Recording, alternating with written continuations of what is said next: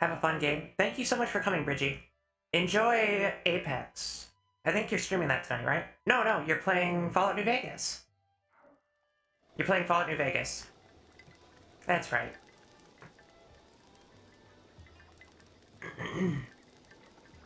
Have a lot of fun with that. And if you really like Fallout New Vegas, I would highly recommend looking up the Tale of Two Wastelands mod out there that lets you play Fallout 3 and New Vegas in the same file. It's actually a really cool mod that I recommend.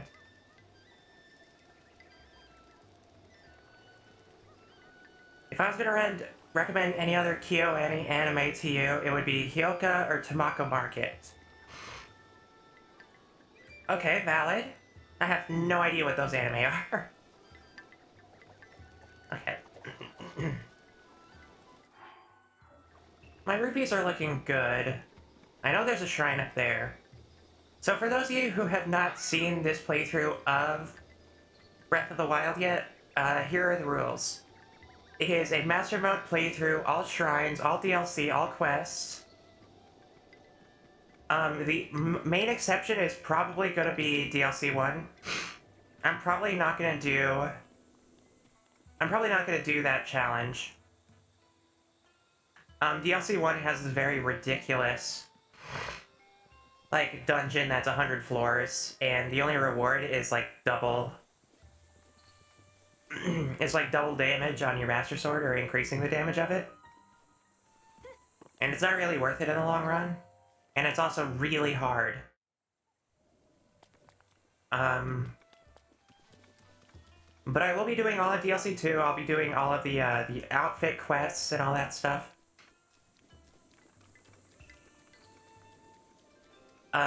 What else? We're currently playing with the Second Wind mod, which adds a lot of little enhancements and stuff to the game.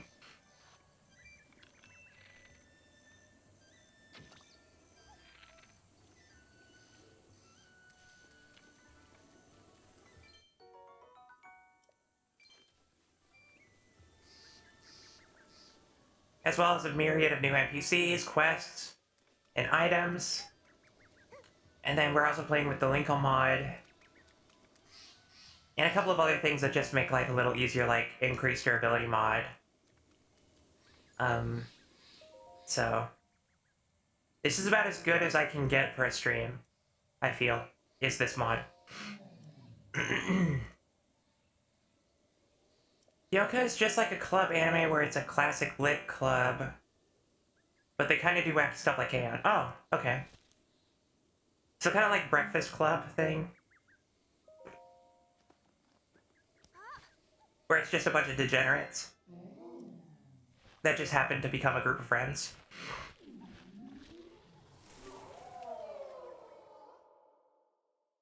I dig it. That sounds fun.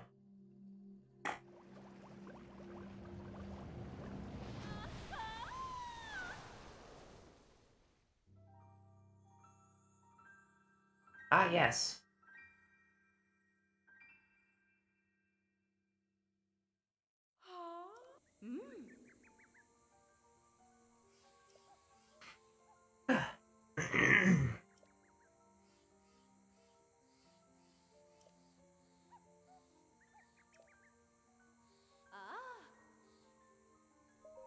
Okay, let's see what I can enhance. I can actually get all this to level 1. Pretty sure I sent a pic of the main girl from Hyoka before. If you would like to send it to me in DMs, I'll probably confirm that with you, because you sent me pictures of girls from like 100 different anime.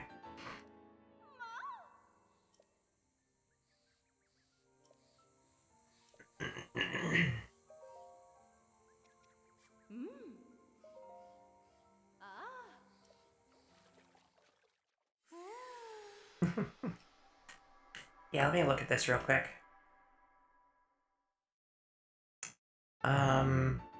Yes. Yes, you have. And I love her eyes.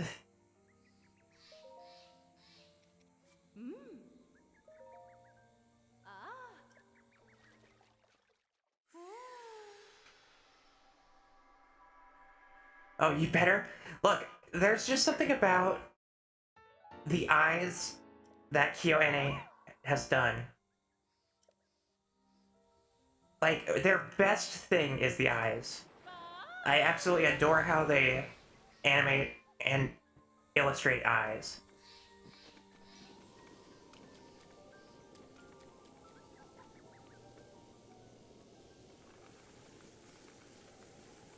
I'm sure. I'm sure it is.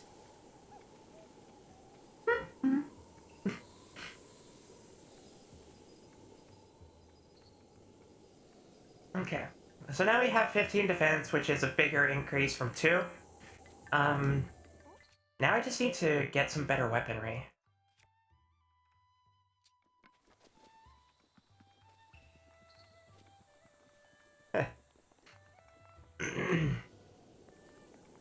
Yeah, don't get me wrong, I do want to watch more anime, but I'm also very busy. Because there are a lot of anime that look really cute. And I just don't have time to watch them. Unless I specifically spent my weekend watching all of it. Oh, this is a different look. Ooh. Oh, I like the look of this shrine so much.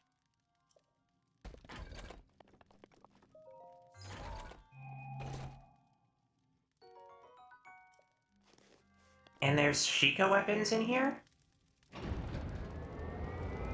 Wow. Yeah, Second Wind really did a good job on this. Oh, and they even updated the model.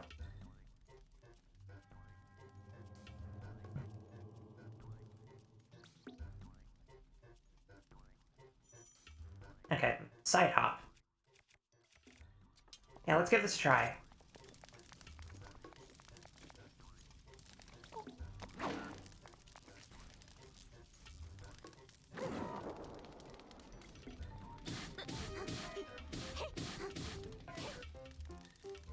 So this is the tutorial of combat in this game, and there's a bunch of stuff that you can do.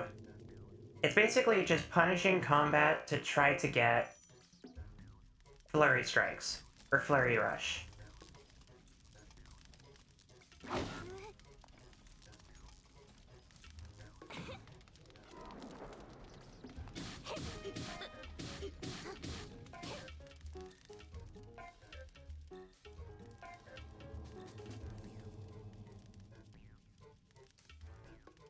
Okay, let's give it a try with our pot lid.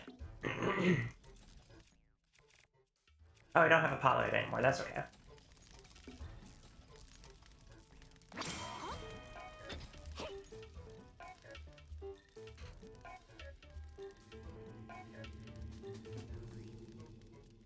We'll probably be a bit quiet today playing some Grounded. I've seen Grounded, that looks like such a fun game.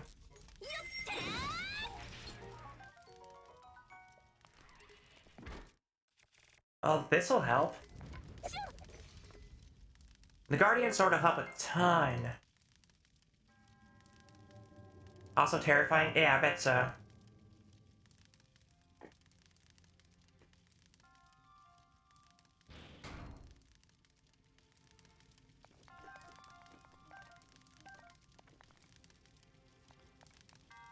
Like, this is the stuff I live for. Just seeing how all this stuff is, like, naturally reflected.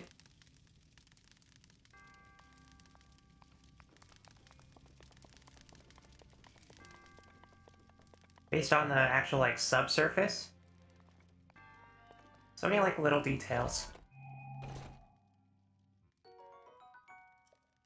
Excellent.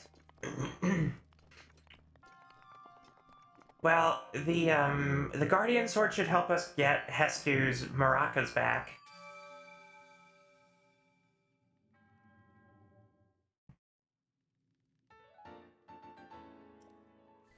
Because we do need to get Hestu's, we do need to get Hestu's stuff back. Yeah, wolf spiders are horrifying. They're so fast and they strike really fast. I've actually seen Grounded, and as much as I would love to play it, I'm definitely in the boat of people that if I played it, I would have so many friends I know would not play it. I have friends who are genuine arachnophobes. And that game would ruin them.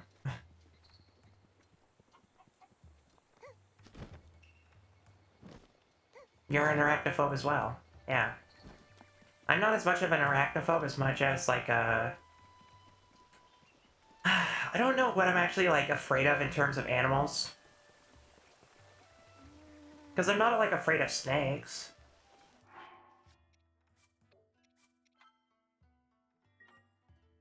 It has an option to turn down the spider's appearance. Yeah, Satisfactory has that too. Can't be an arachnophobe in Australia? Try me.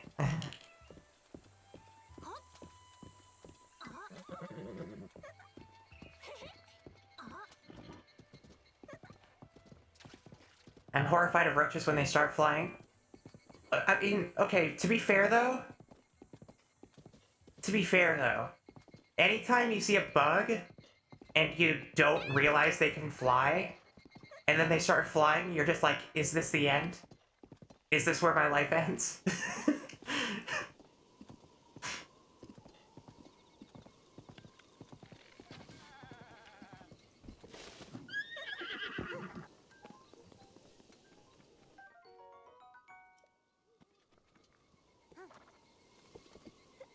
Oops.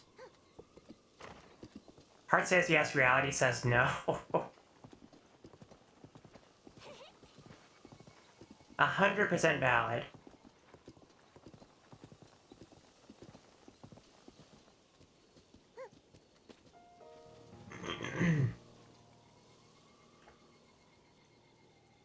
So there's actually a video about the game's sound design that I really like talking about. Because the sound design in Breath of the Wild is actually incredible. Okay, how do I deal with this?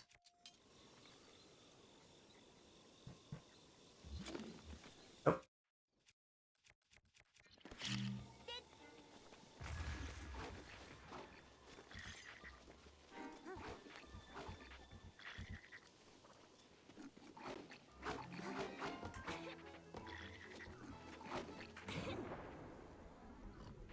I'm just not into big spiders like the palm-sized ones. That's also valid, though.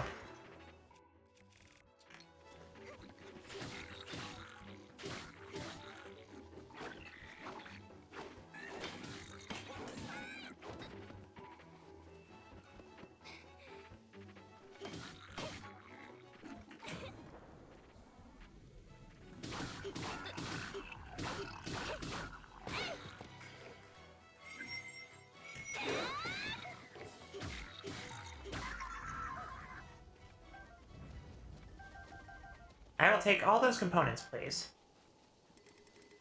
Okay. Guardian Sword's gonna probably break soon, and I want to hold on to it, so... Now that there's just the... now that there's just this guy...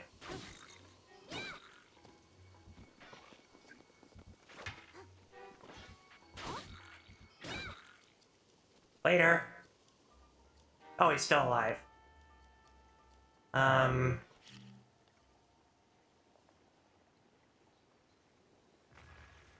A lot? Oh, the wind is gonna push it away.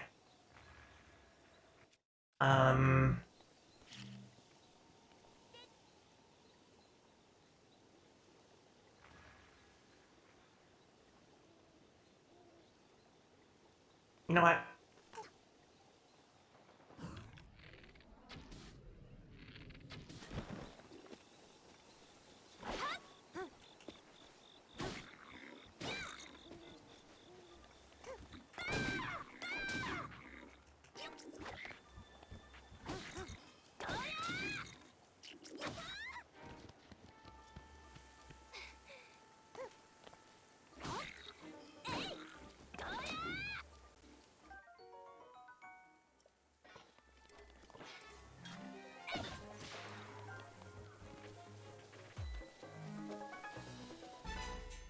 Alright.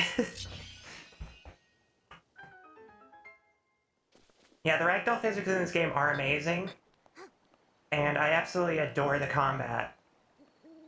Just because it forces you into situations that no Zelda game no Zelda game in history has ever made me go, you know, I could just shield jump off of this. I could just shield jump off this cliff, enter slow-mo and shoot a few arrows, and then just throw my claymore at this guy to toss him into a bunch of water. There's no Zelda game in the world that has taught me to do that.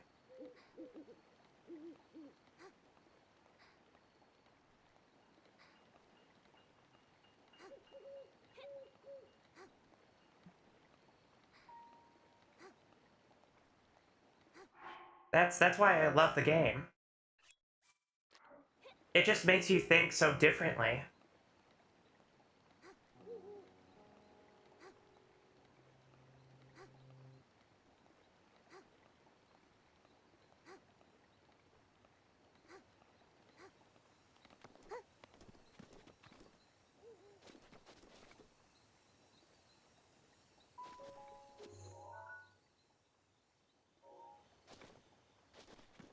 Oh yeah, it makes you think very far outside the box. There are a lot of things that you'll think about that are just, like, natural, right? So many, like, little things about how we exist in the world, and it works in this game. There's, like, a chemistry system.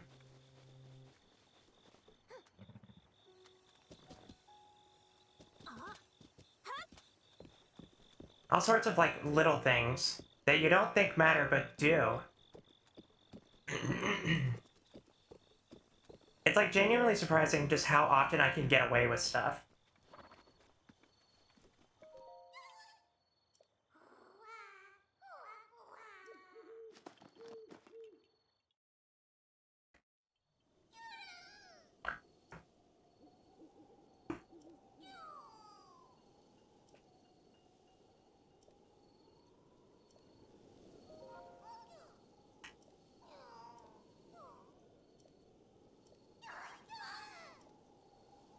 Yeah, sure. I want to expand... I want to expand Shield.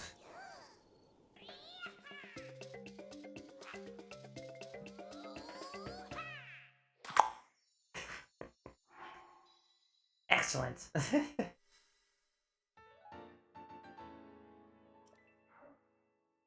Dun, da, da, da, da. Let's also expand Bow Stash.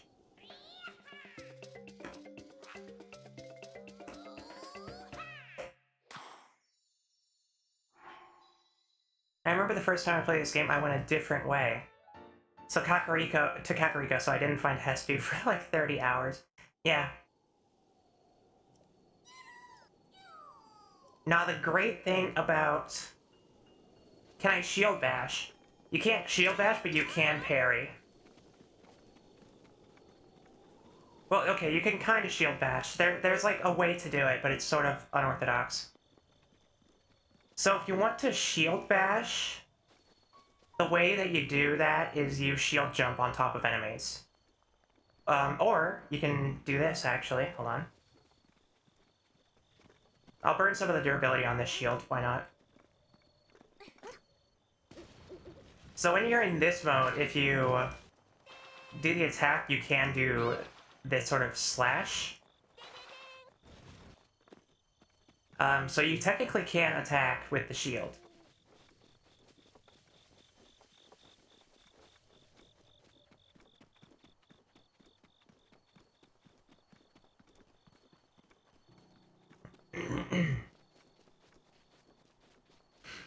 Alright, so since we have a horse now, I'm actually gonna start exploring the, world a little bit. There's so much of the world that you can explore off the bat. You don't actually have to follow the main quest line. And even though it's suggested against doing so, you can, in fact, just go straight to the end of the game and beat the final boss. Which is another reason why I really like Breath of the Wild, is that your end game is defined by your skill level. You can finish the game as quickly as you wish. Alright. This Bocoblin's gonna give me grief.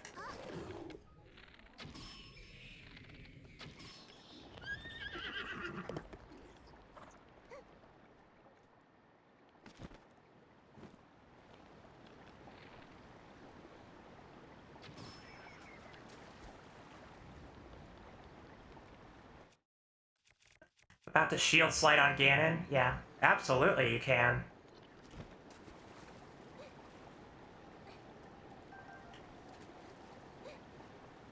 I'm gonna have to Cryonis.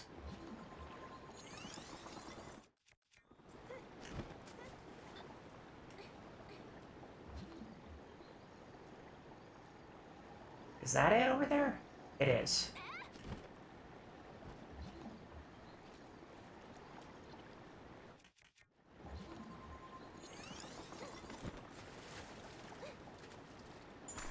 Oop.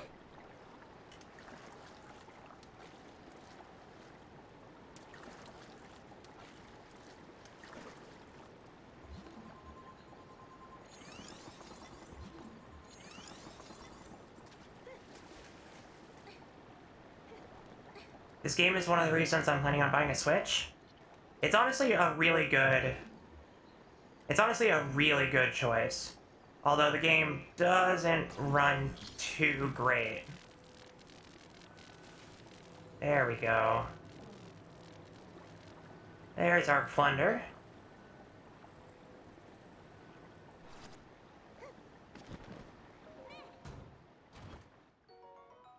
A boomerang. Huh.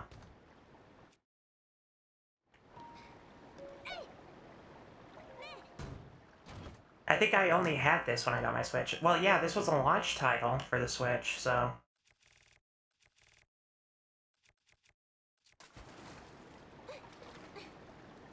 Yeah, I love adventure-type games, too.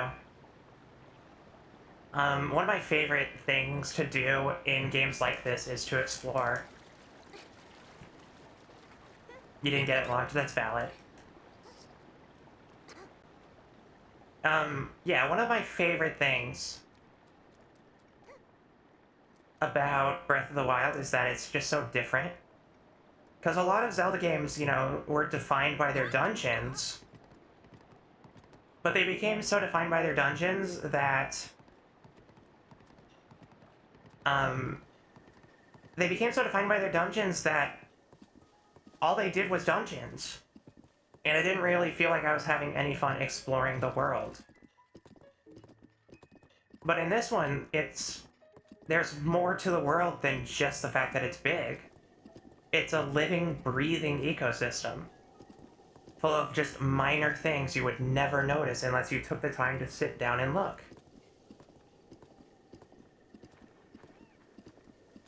There are millions of things happening in the world at any point. There are people going about their daily routines, animals foraging for food,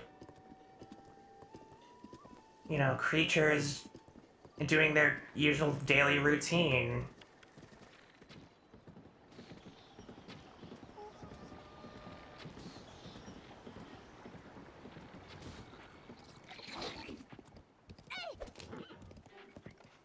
There's so many, like, little things about the games that make it feel much more alive.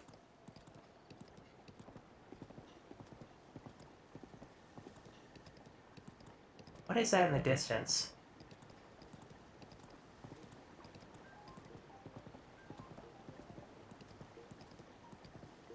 Is that one of my... No, that's not one of my wave markers. What is that?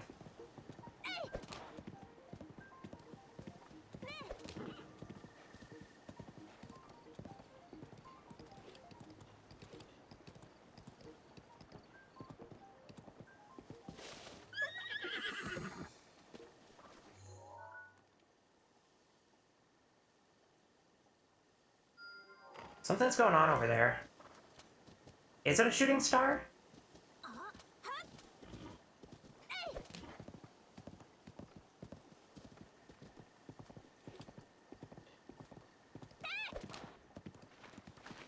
I didn't actually see any shooting stars.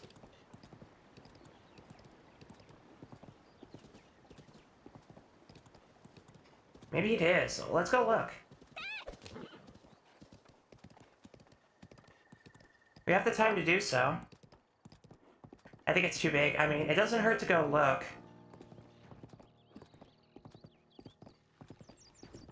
Especially because we're on the trail anyways.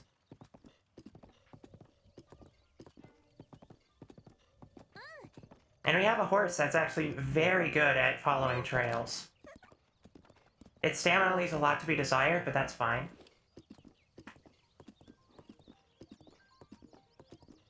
Nothing ventured, nothing gained. Yeah, there you go.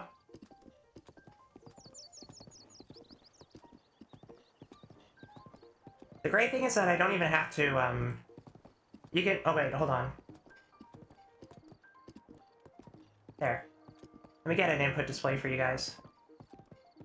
So the really nice thing is that horses have their own AI that follow trails naturally, so I don't actually have to press anything.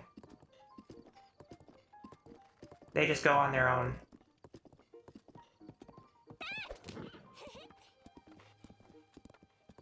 I'm still sort of teaching this, I'm still teaching this horse to do so.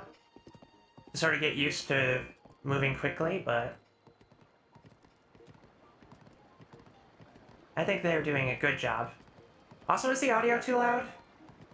I can turn it down.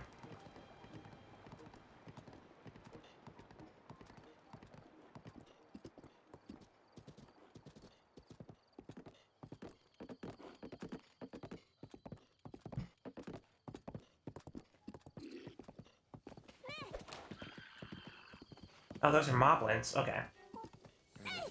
You could probably turn it up a tad. Thank you. I will do so when I'm in a safe spot. Out of the danger of moblins.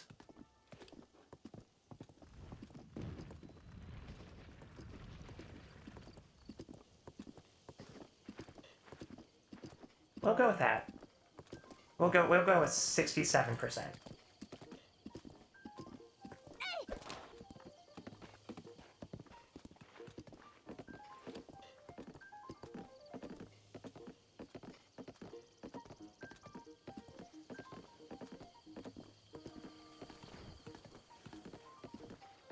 There's actually a lot of big enemies on this road.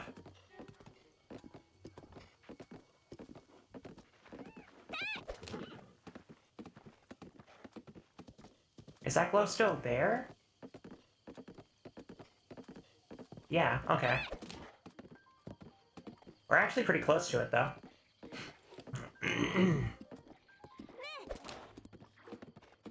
Some people need help.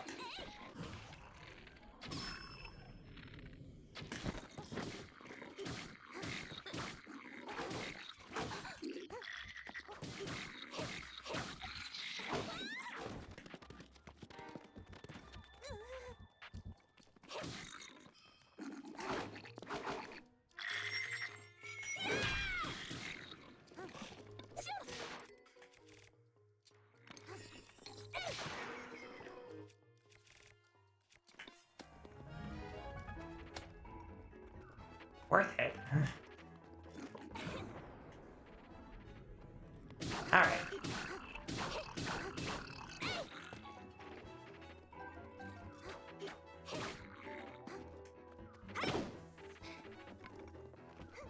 Where do you think you're going? Oh, picked up a rusty halberd. Okay.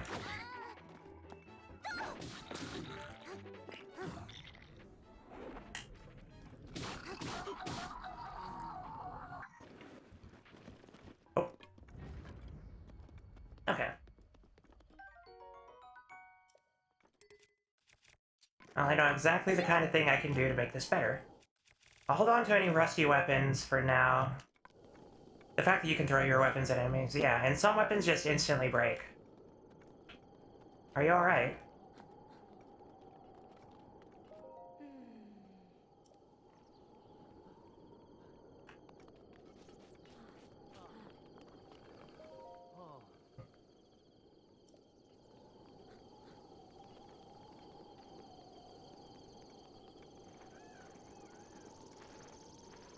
There might be some treasure in here.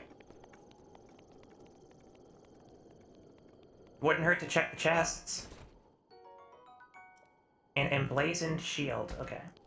Not that great. There's a rusty sword in the ground. There's an elk we can hunt.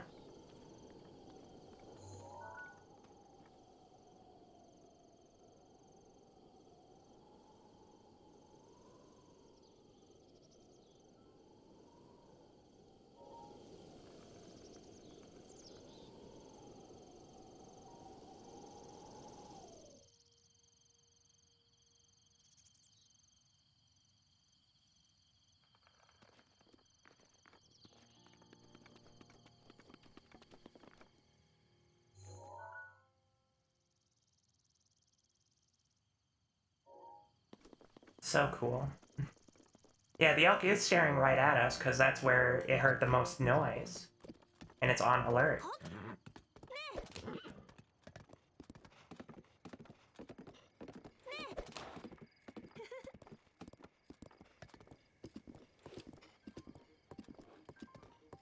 More wild horses here.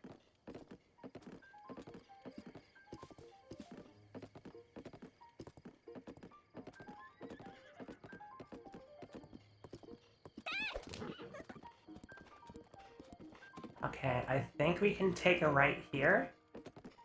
That leads us to the canyon. I don't think I've ever taken this route, actually.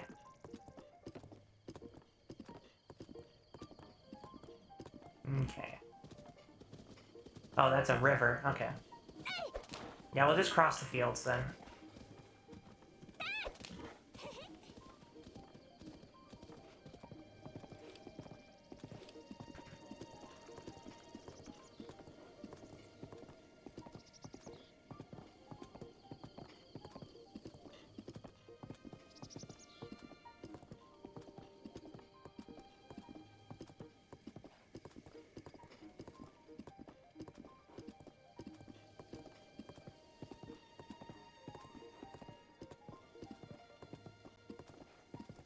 I also just love the serene music when you're walking. Okay. Let's check this stuff real quick. Might be supplies and other things in here.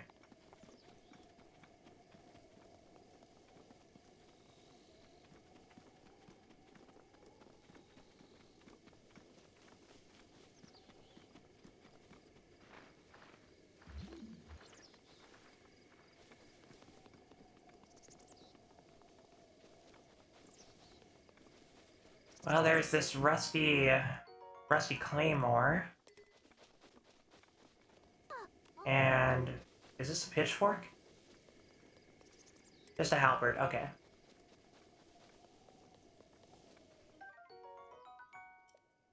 A simple wooden bow.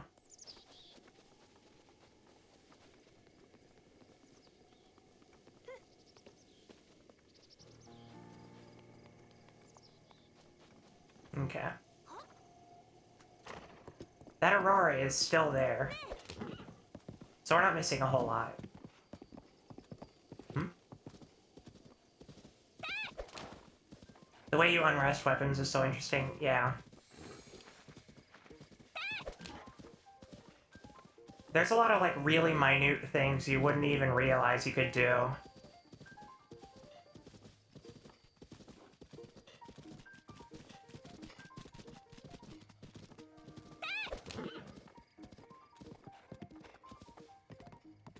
There should be a horse stable over there.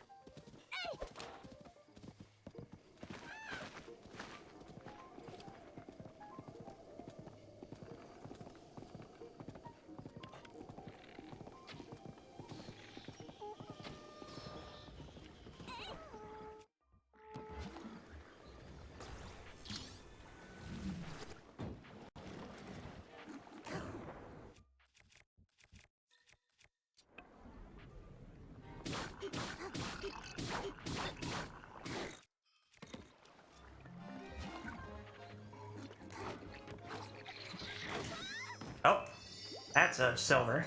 Or that's a white, right?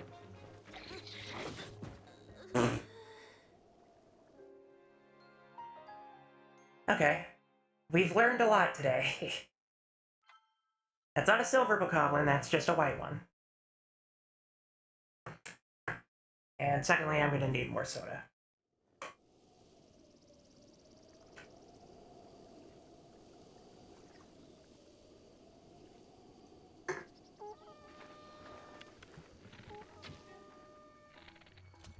Excuse me. I was in the middle of something. Oh, he has a... They have a split bow.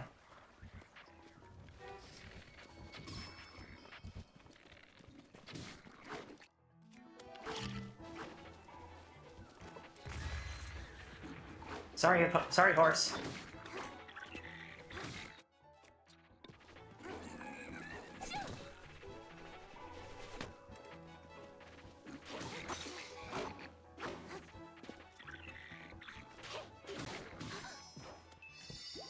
Okay, we'll do this. Yeah.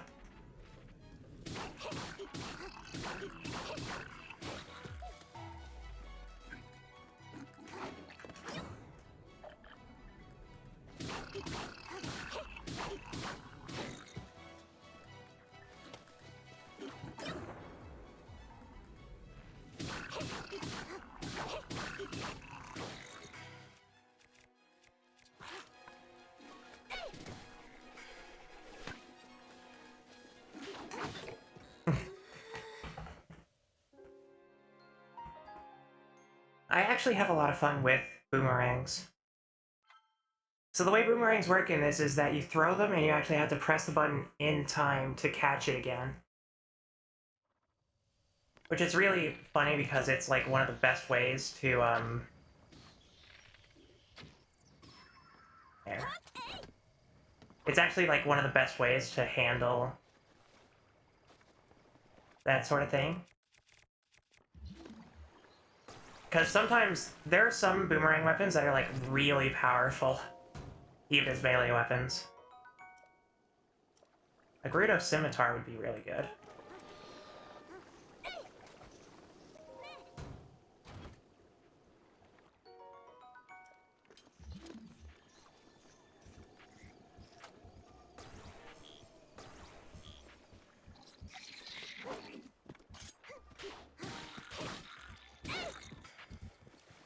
Please go in water.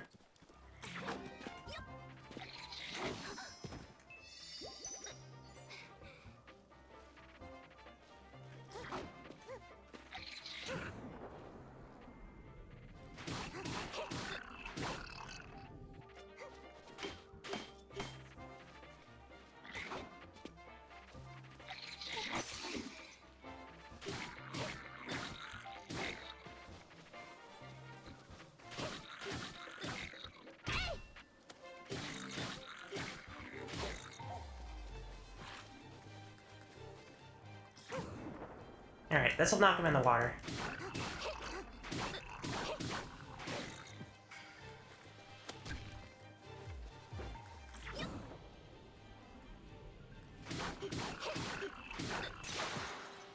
There.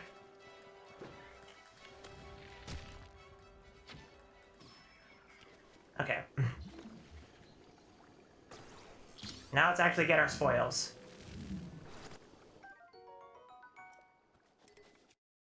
Lionel bow. This early? Don't mind if I do.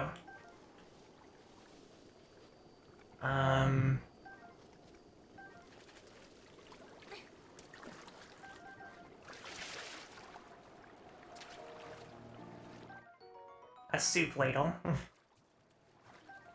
I'll take a pot lid just for posterity. I need arrows. Thank you.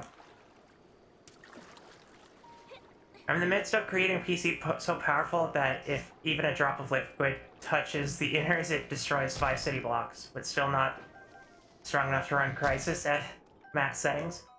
What's the point then? I thought that was like the gold standard.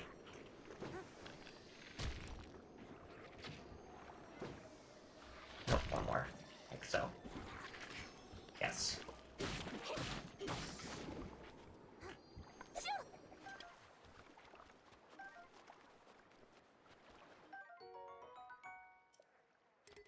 The strongest weapon is a ladle, yep. Not everything needs to have a purpose, everything just has to have a use.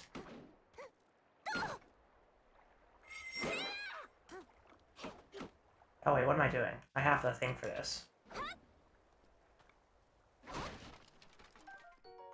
Ice arrows. Okay, oh, and there's a thing I can pull out of the sand here.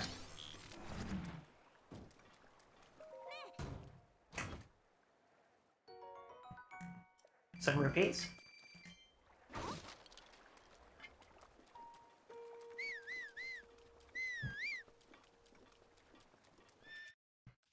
Sometimes in life you just need a ladle. Nothing more. Oh, rainbow.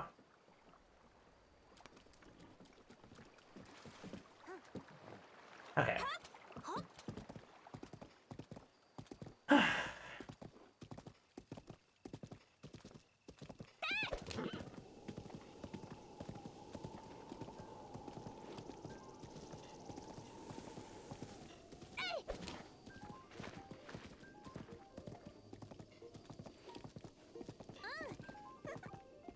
You did a really good job. This horse held its own and didn't actually run away from combat.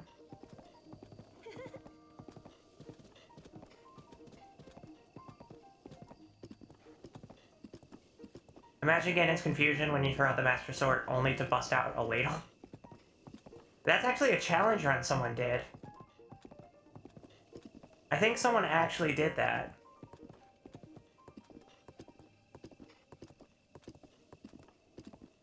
There's nothing that the Zelda community hasn't done in Breath of the Wild, though.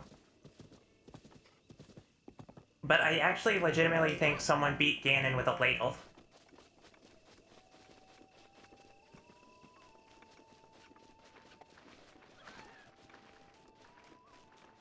Yeah, let me actually look it up for you.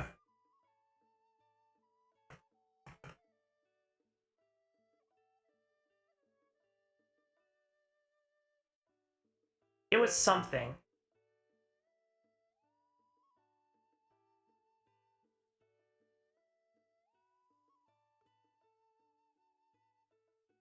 Yep. Yep. Someone did do it.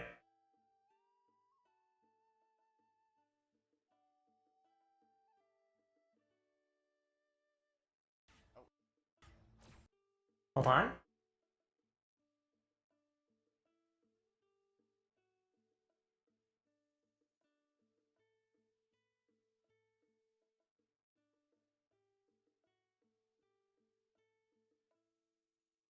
Yeah, it was actually done. There you go. Soup ladle, pot lid only. It took like 30 minutes, but that's still really impressive.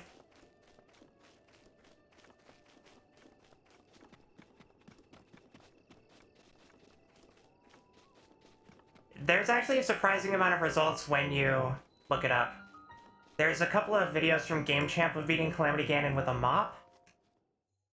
So there's actually quite a lot of results. I'm actually very impressed.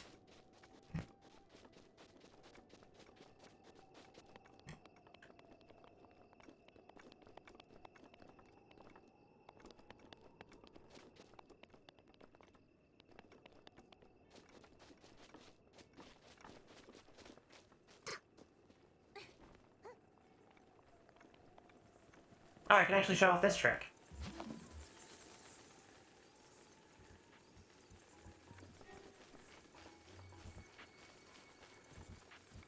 I think I need Stasis Plus for this.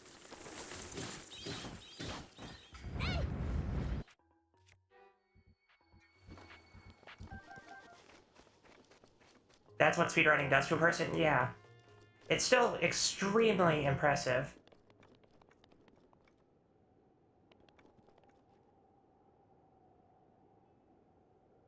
Like, look at that. They programmed in geese flight patterns.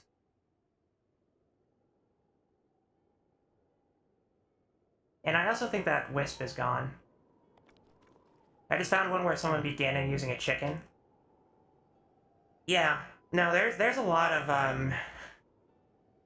there's a reason I say this, that Breath of the Wild is easily like one of the most optimized games in the series, is because there are groups of people that have focused solely on what they're really good at in Zelda. There are people who are ridiculously good at combat, there are people who are ridiculously good at movement, and there are people who are ridiculously good at speedrunning. There are some people with some ridiculously good speedrun strats. Whoops.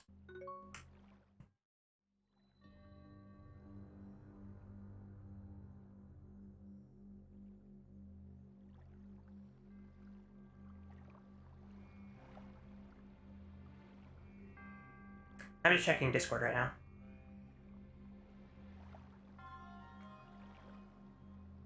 There is a video I posted that I would highly recommend people look at as well. It's like the final montage of Breath of the Wild for people, for like one of the best combat players in Breath of the Wild. And I think it's called The Four. Yeah. It's done by a bunch of really good... It's done by four of the best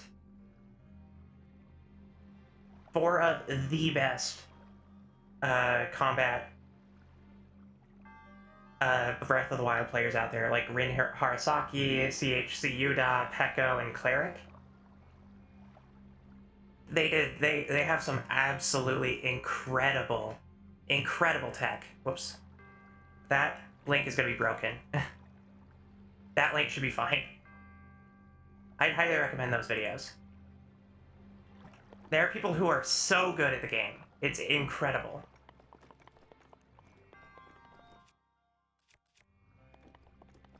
Okay. What's the plan here?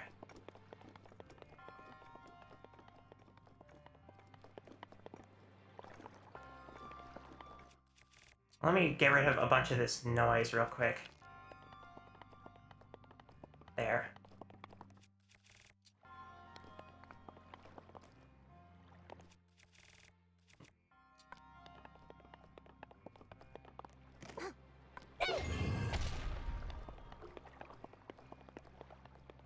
Okay. Well, now we have this ball.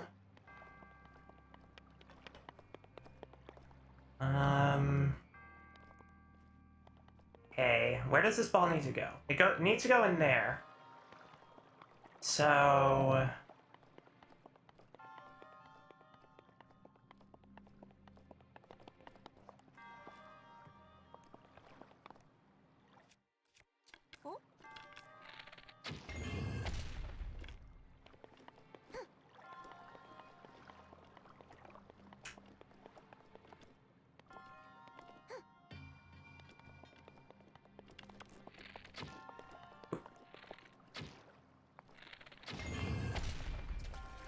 Thankfully, all the arrows I missed landed in the water. Okay. Except for that one, that's just gonna have to stay there.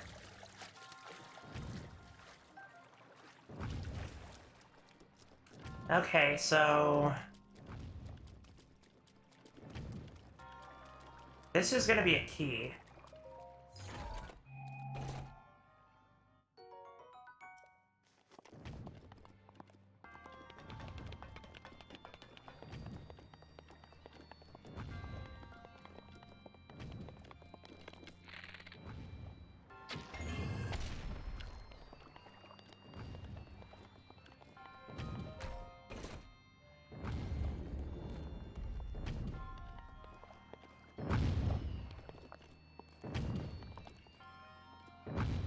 Oh yeah, no, the high level Breath of the Wild combat is absolutely beautiful. Like you said, it's so much like looking at a really good Devil May Cry player. it's like a mix. It's like a mix of some of the best combat from a lot of games that people like highly revere.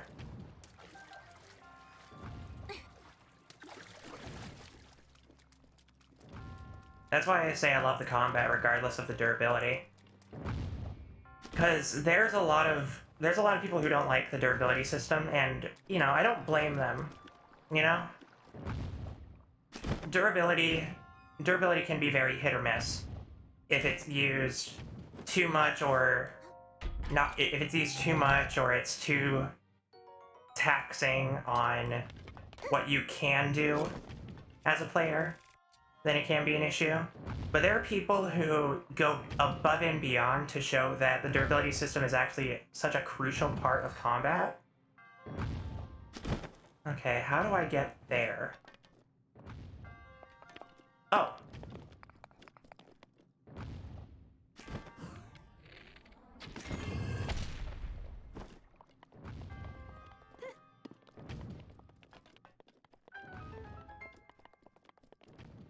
I may have 600 hours in the game, but I still forget how puzzles are solved.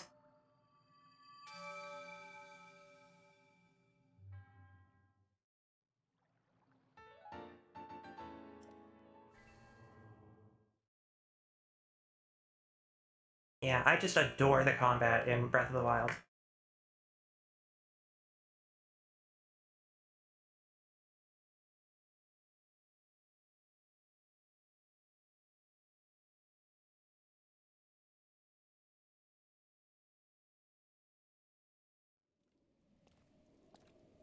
Okay.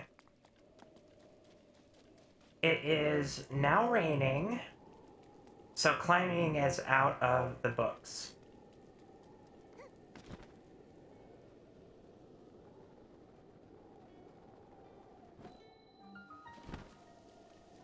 Okay, the outskirts stable. Dog! Hi, dog. Hi. Chasing your own tail? Hi. Dog. Hi! Hi!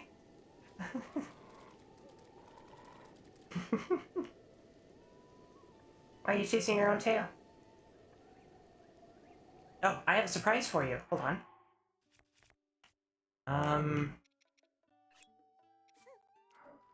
Here. I think it's this to drop it? There you go. Yeah. There you go. You like it? You like meat?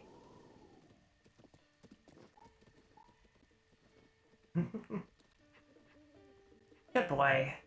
I wish I could pet. You can't pet in this game, but you can feed the doggo. And that's all that matters to me. Okay, what do we got here? Rumor mill. Today's topic is the weird and wonderful spirit Koroks. You may spot these odd little spirit critters as you wander the land. Hi, Boxy. Welcome to the stream.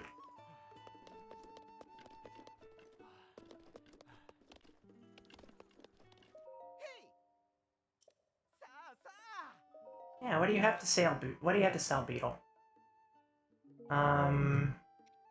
More arrows are good.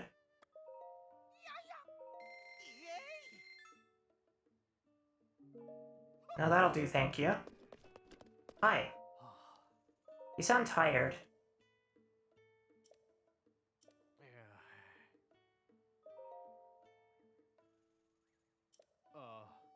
Fresh caught raw gourmet meat.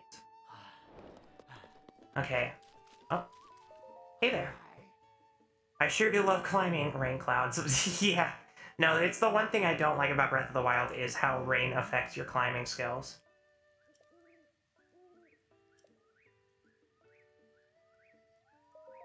Sure, a white horse. On Safula Hill. Beautiful pure white coat without any modeling. Okay.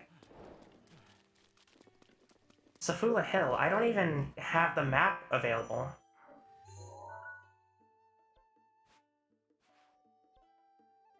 Um,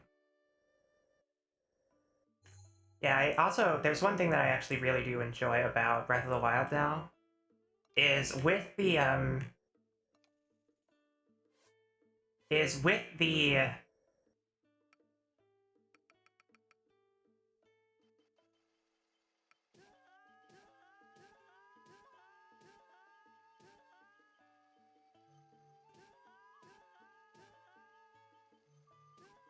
it's being able to just see your own path. And this will be filled out as we play, because there's a lot of stuff we did already. Like this in itself is 5 hours of play. So we have a lot of time to fill out. Okay, so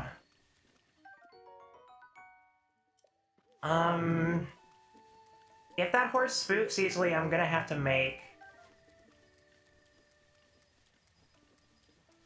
make some stealth stuff. Hey there, are you okay?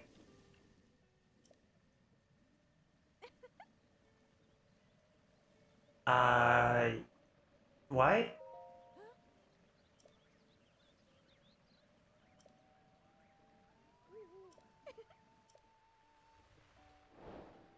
My hero. Okay, well.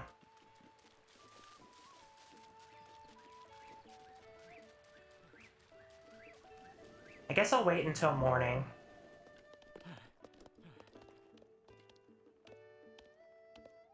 Hopefully the rain will end by morning. Bed with breakfast. Sure.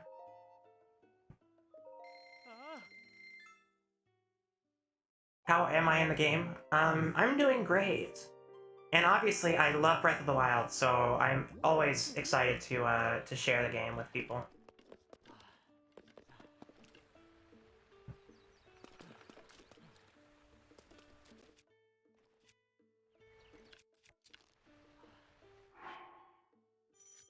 Let me look here. I don't have any stealth stuff, but maybe I have stealth items that I can cook. Blue Nightshade. I have Nightshade, okay.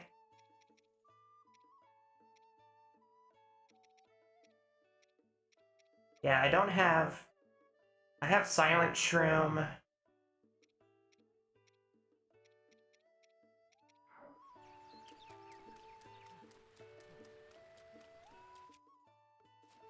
What would honestly be really helpful is a torch.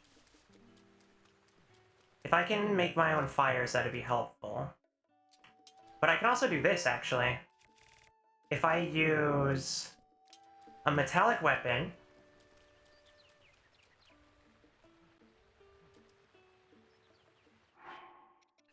and I put some flint on the ground next to an ignitable source, then it usually creates fire. If I do that, but it's raining. So... I guess we'll just have to try to catch this white horse without anything like that. Safuma Hill is actually what we passed by getting here.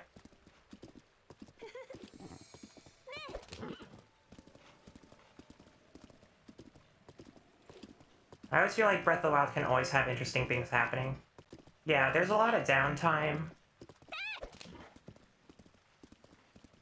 But sometimes things just snowball so quickly out of control that it's impossible to know what to expect.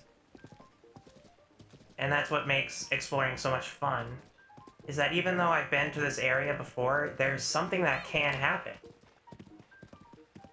It's not just always going to be the same thing.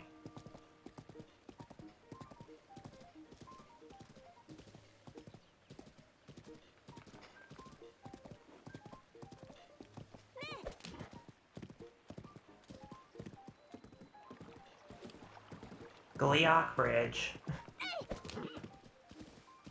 That's a Zelda 1 reference. I think Gleeok is the three-headed dragon from Zelda 1.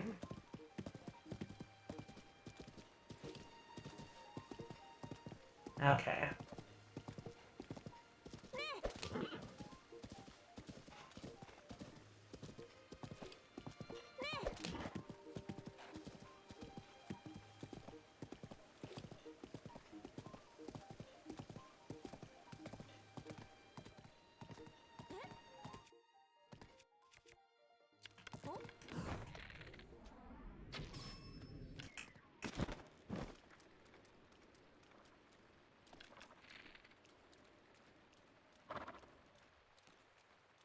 Just stay right there, horse.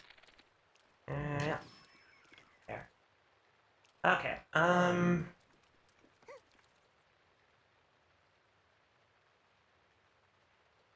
it's hard to tell where stuff is because it's raining. But...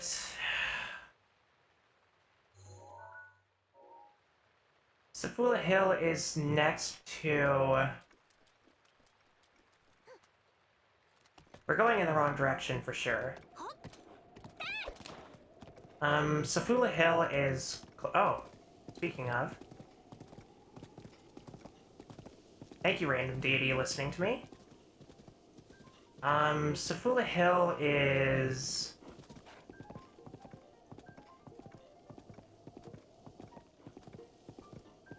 not that far from the stables.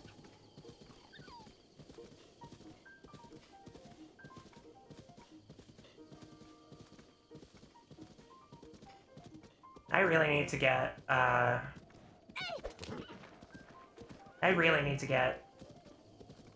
this area figured out. Let's go find the tower here.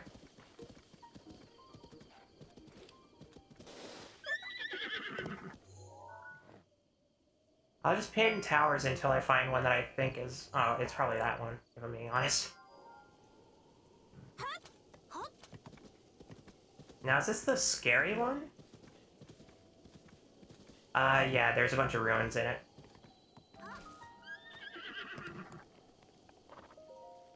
Sorry, horse, but you can't stay here. There's a lot of really bad things going into that tower. However, if I'm gutsy enough, I can probably defeat my problems.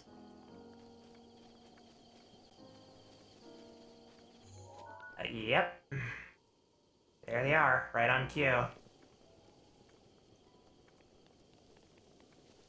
Those are fully operable guardians.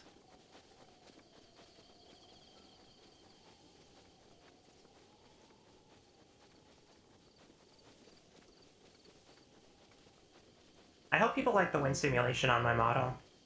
I thought since it's Breath of the Wild that it'd actually be kind of nice to have a little bit of wind physics going on.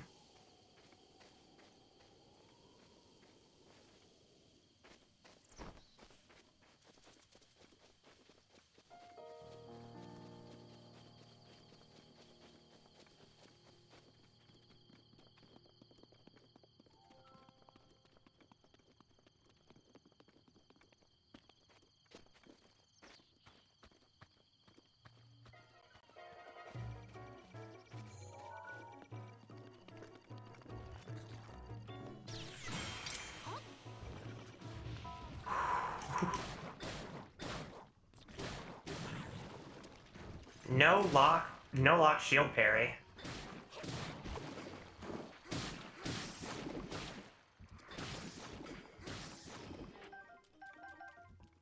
Alright. Cool.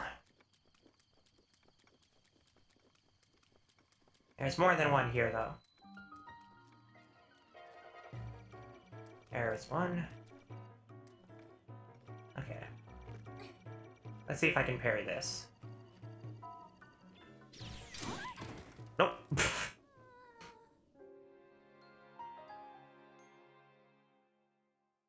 I think that was early. Very early. Yep, this tower's gonna take a little bit, but if I can get the shield parries down, it should be okay. Thankfully, it auto-saved me right here. Okay.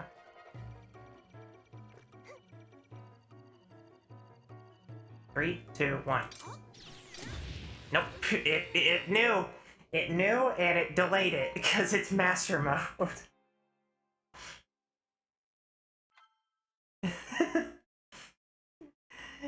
Oh, man.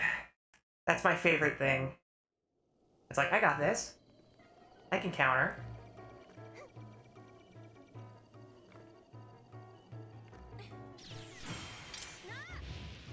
Oh.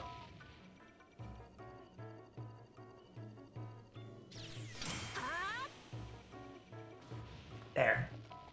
Alright.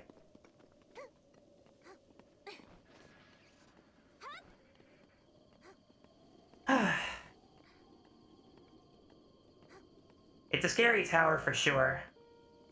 But I'm not scared of guardians anymore.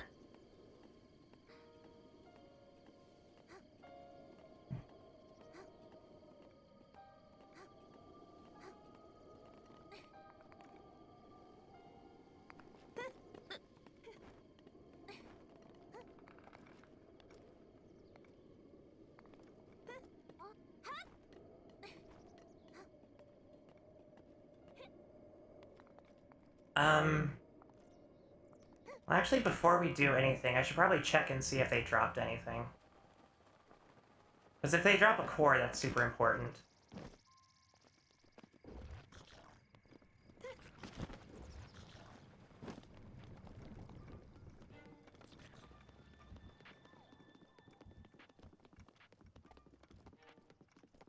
And if I leave the area and go turn on the tower, then I think it despawns stuff, so... It's probably safer to just check real quick. Just a lot of springs. Okay.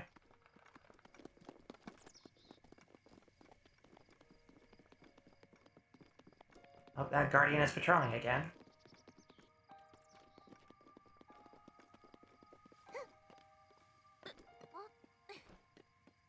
Yeah, hopefully you all really enjoyed...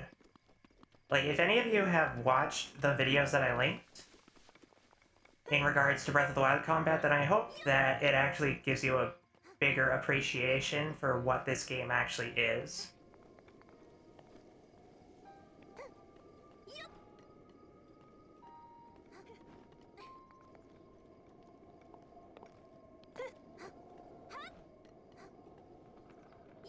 Because there's a lot of very minute things that I think a lot of people don't pick up on with the combat. Like, I'm obviously kind of toning it down a little bit because I don't want to use a bunch of the techniques super early. And I'm also not that great at them. But I've actually learned a lot of the advanced tech that a bunch of those people have figured out.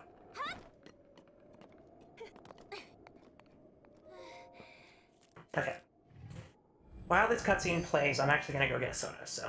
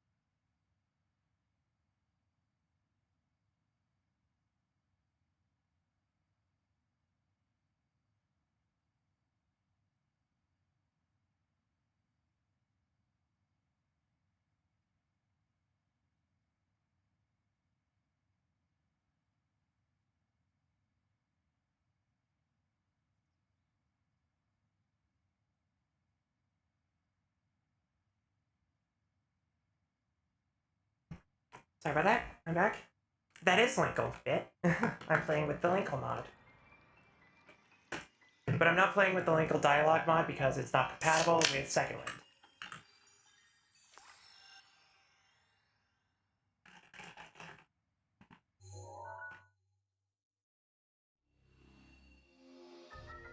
Although I wish it were, because pronouns matter. Regional map extracted. Okay. Let's see here.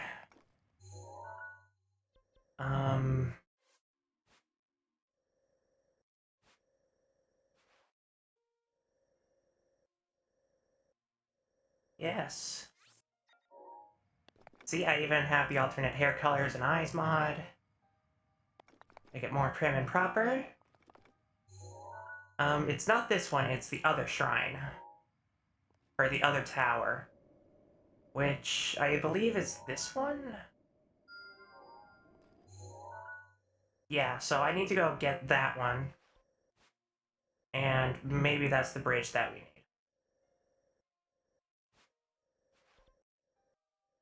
Because it's not here. So... the closer we go to Hyrule Castle, the more Guardians we'll deal with. So we'll just go back to Outskirts Stable. And take the bridge from there.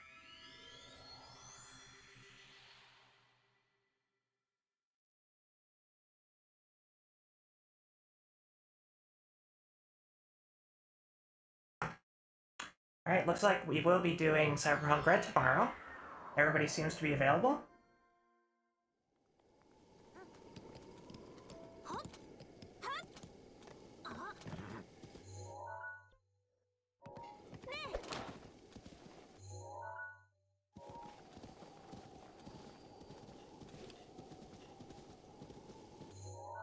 Okay, we need to go...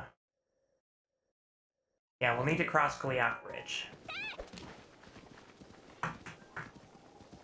I watched a bit of Cyberpunk Red last time. Did you? Yeah, no, our group is very chaotic. In, like, a good way. Very cyberpunk chaotic.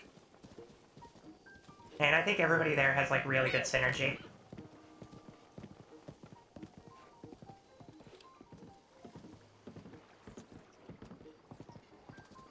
Like, everybody knows the buttons that we shouldn't press, kind of thing.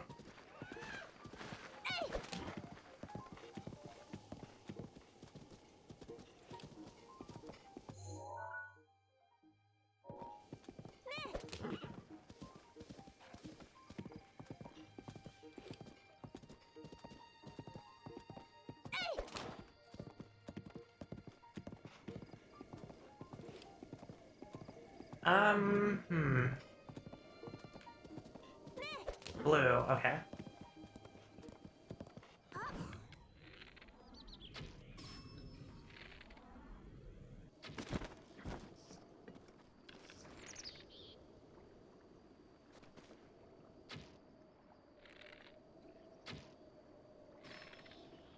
That's not what I want.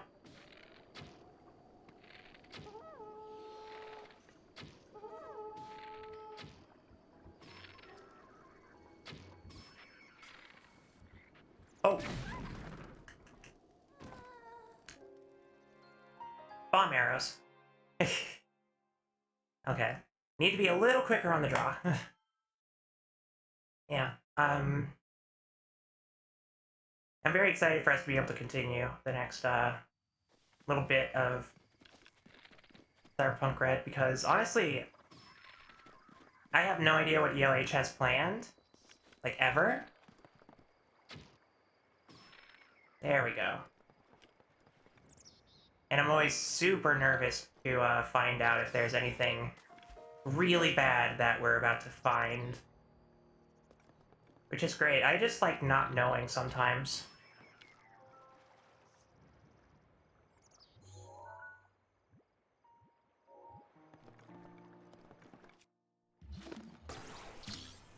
Give.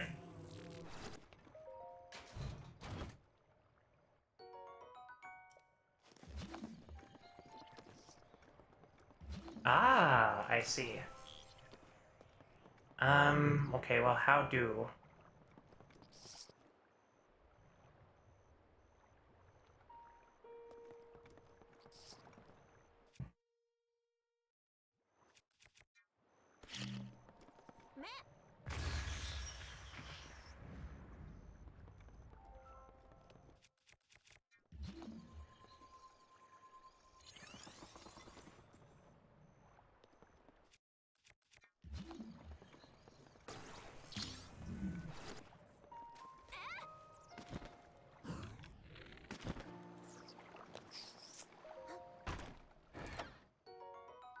Ooh, a 43 defend shield? Hello?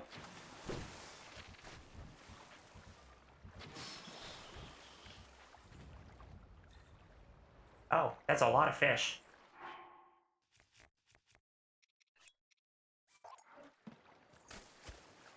Oops. Please open chest. Shield guard up +8. Wow.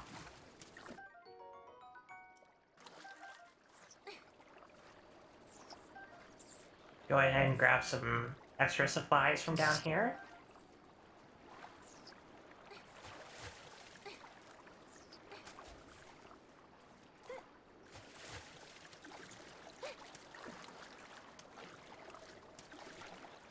Not a bad fight the second time. There was someone on there that I thought was very funny with red haircut. Oh, you're talking about Case. Case is a really chill dude.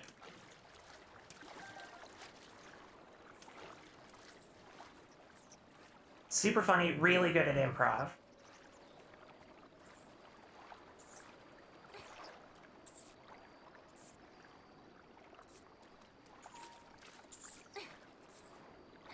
I'll have to ask what his channel is. But yeah, he's like a teacher VTuber, or like a professor VTuber. Super cool.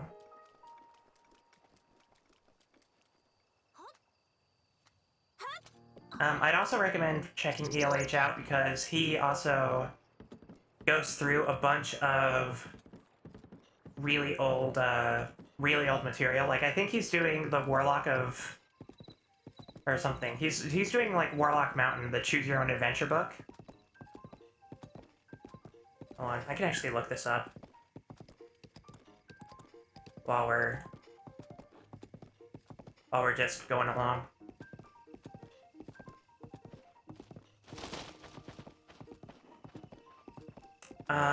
Ba ba ba.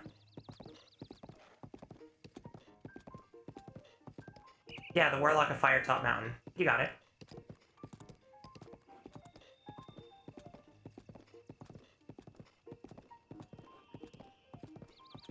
Yeah. He's going through that Choose Your Own Adventure right now. Yeah, I think this is it.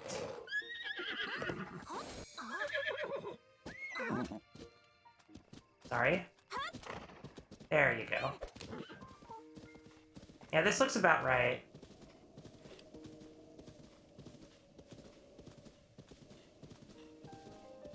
Because I remember the hill that they're talking about being next to Sayori Mountain, and I believe this is Sayori Mountain.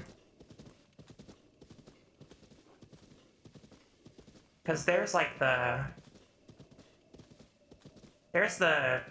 like a shrine there. So we just have to look around for a white horse.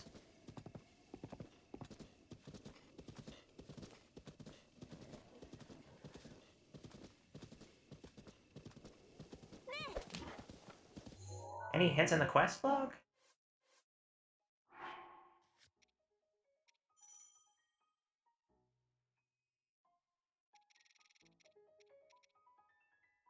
Safula Hill that had a beautiful spotless white coat and stood apart from the rest of the herd. Okay, well there's a herd. So I guess we're looking for a white horse that's not among the herd. Yeah. ELH is also playing Divinity Original Sin 2 with someone I look up to as well. Playing with Irene. or Airi Suisei. Airi is a sort of like one of my inspirations. I have a lot of inspirations when it comes to VTubing.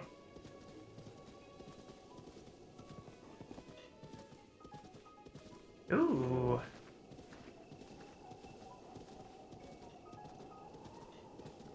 I didn't realize that this song actually had, that this song actually, the horse riding song actually had hints of, the original Zelda 1 music in it. Because I heard, like, a little bit of the chime in there. Just do-do-do-do-do-do. Okay, let me go ahead and make a fire.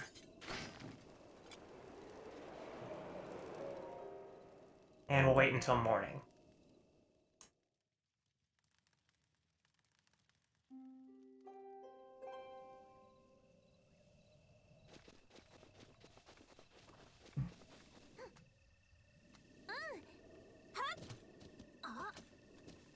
Did I see the Epic Games MetaHuman program? I have not. What is that about?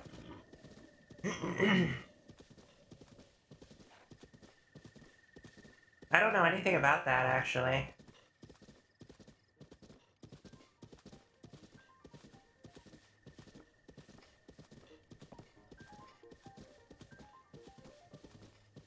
Well, there's our horses.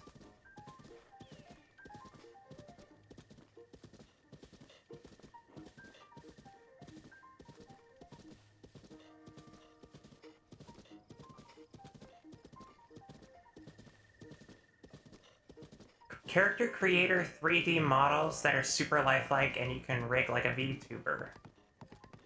Really? DM me on Discord, I'll look into it. That sounds interesting. Super realistic. Yeah, I think I actually know... I think I actually know a VTuber that uses that.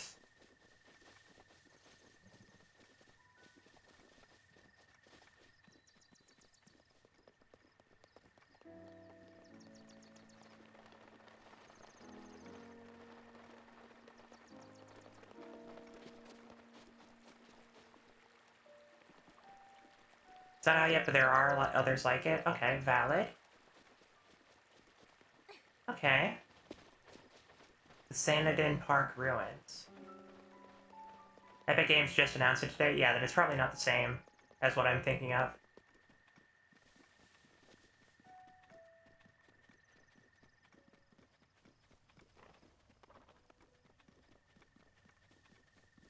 Sent, thank you. Let me actually look at this right now. I'm fascinated.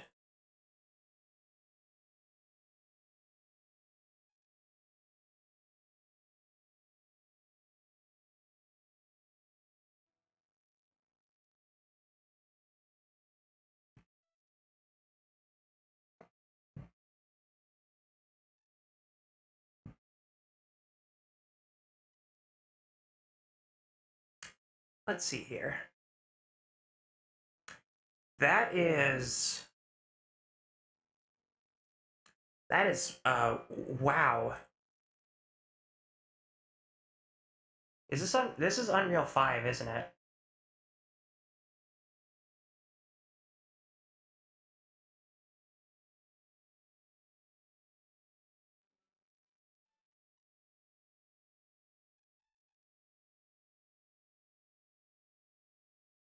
Oh, there is... That's hitting... That's hitting my Uncanny Valley sensors.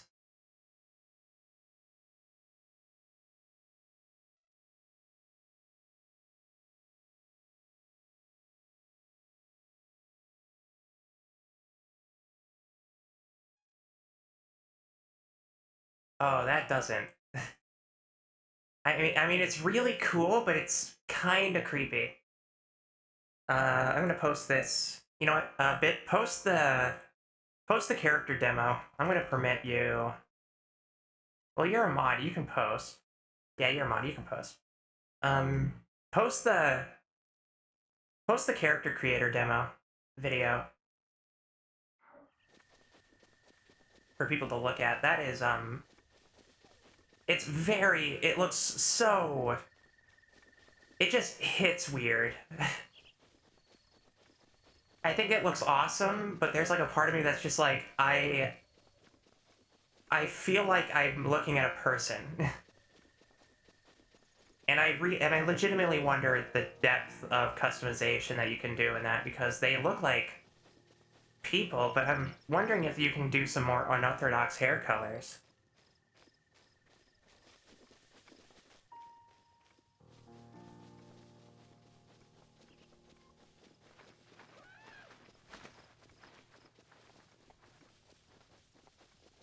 The crispness comes from the symmetry. Yeah, some of them look a little too perfect, you know? There does need to be some imperfections.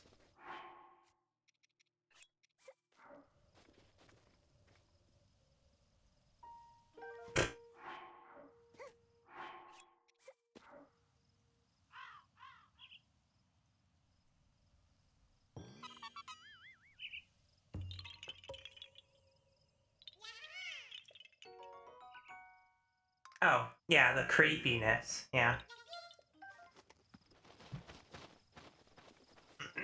Yeah. If you can sort of make them look a little different, like not making them look absolutely like 100% person, I think I wouldn't be as creeped out, but the designs that they're going with just to showcase the creator are like, they look like people that you would, they look like people that you would get as results from, this person is not real. I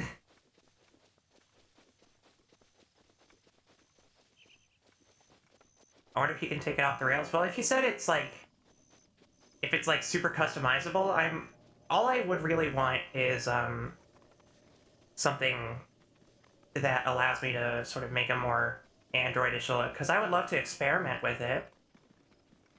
I don't know if I could really do streams with those models, but I think it'd be awesome if I could.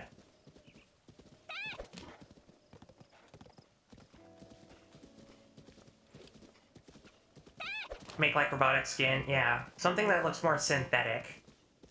Because the thing that really throws me off with those characters is that you can see like pores and imperfections. It's a browser-based program? Oh, that'll destroy CPUs.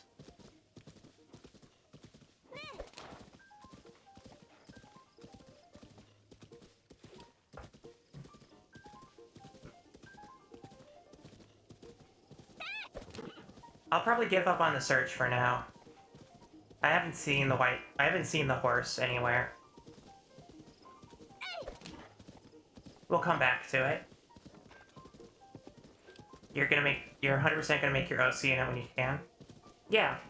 It'd be really cool. Honestly, you seem like exactly the type of person that would start VTubing as a metahuman. Like, you definitely want to hit that, like, level.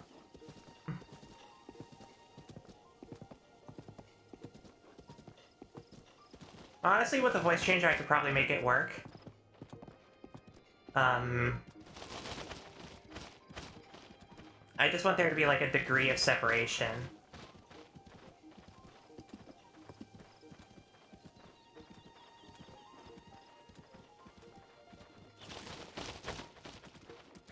I've never just taken the regular climb to up Sayori Mountain.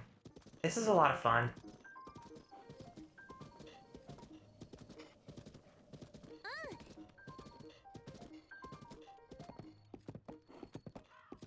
If Metahuman is easier, I would, yeah. No, I understand Vroid being sort of, difficult. Because, the current model you see was actually done by, Azazel. And not, uh-oh.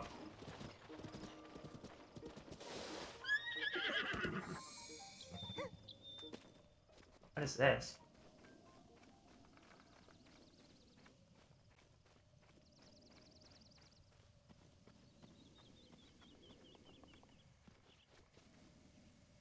Huh. Okay. Creepy. I think this is a dead end for you, Polka, so I'll have to climb from here.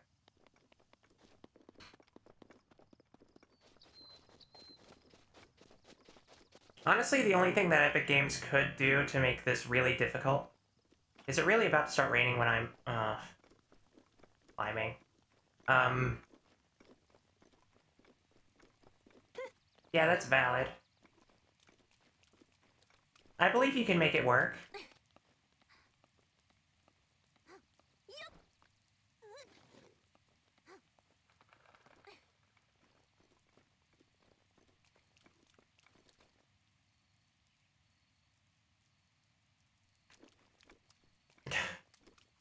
Our neighbors every time forget that their alarm is on.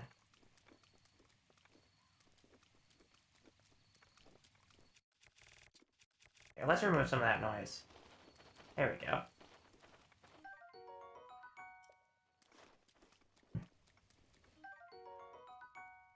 Ooh, carrots. It's good that you can tell when something is off. How so?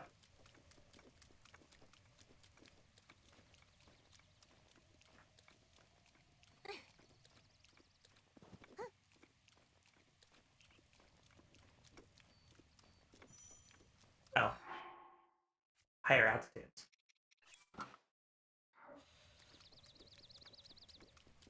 Here.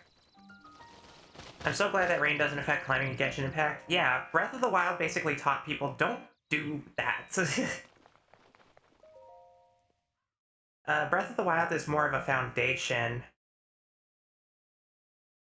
Oh, you were talking a bit about that, yeah. No, it's good that you can tell that it's off.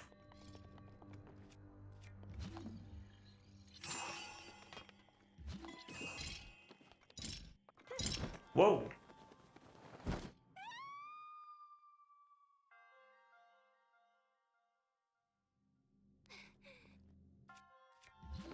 Okay, it's a magnesis trial. It's not a stasis trial.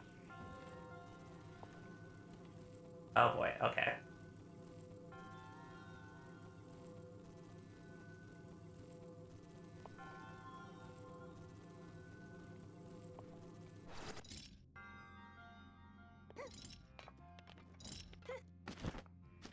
Ah.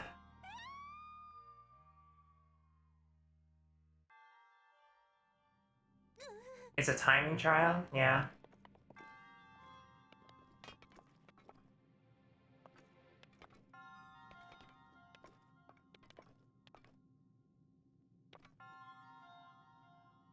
Well...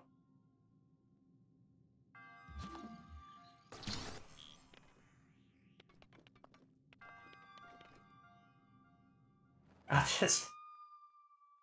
We'll just try that again.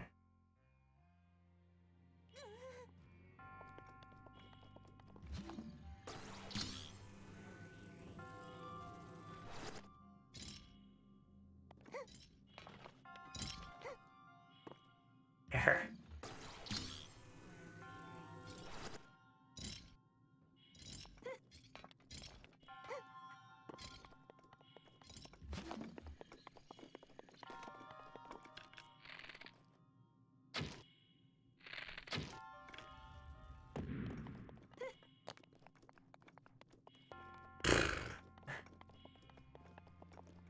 Yeah, you have the chance to lose the weapon.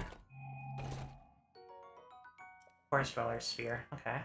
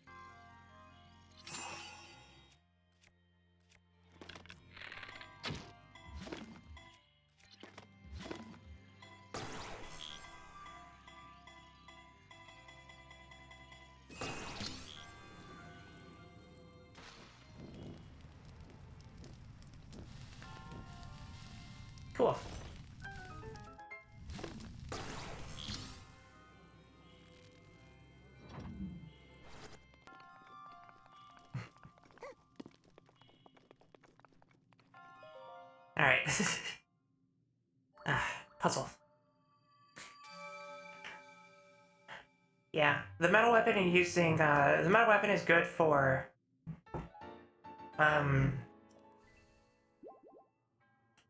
it's good for rafts. Anytime I've seen people use the rafts, they'll use the metal weapon because it's faster to just push with the metal weapon than it is to do the wind thing.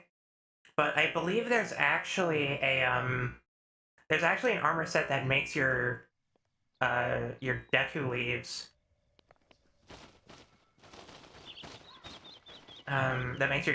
actually push rafts faster. Like, it increases the speed you can go.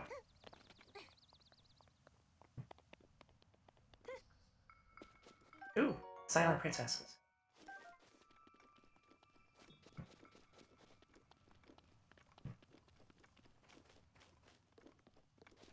This is actually a good place to get materials as well. Oh, hello.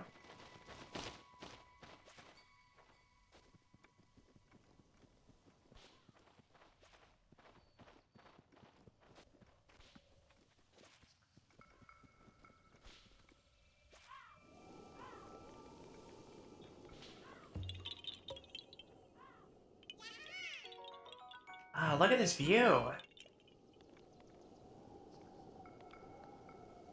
You can actually see where we started this whole adventure. Right there. That tower is where we started, I believe. Yeah.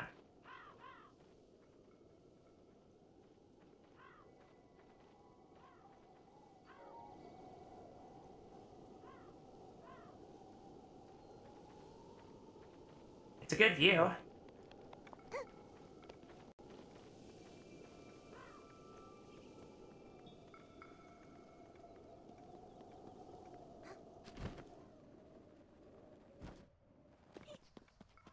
Ooh. Hearty Durian.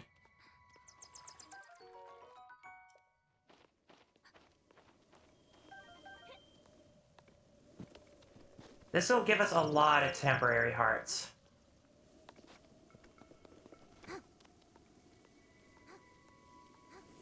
Hearty Durian is really good early on like this.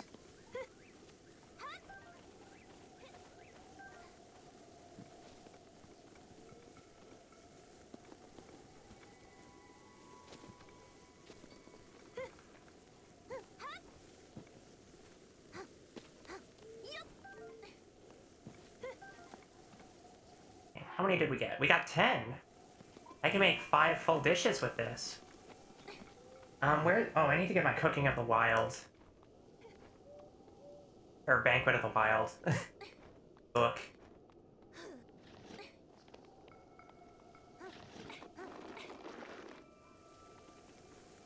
I forgot I actually used that book.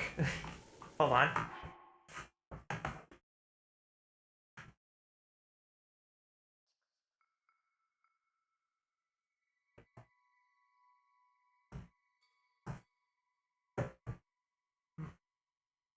Okay. Sorry. There's a book on Fangamer called Banquet of the Wild that actually has a list of ingredients and their potencies. So if I want to make... Where is it? Fruit? Yes. Hearty Durian is a +4. Heals all hearts, gives you +4 temporary.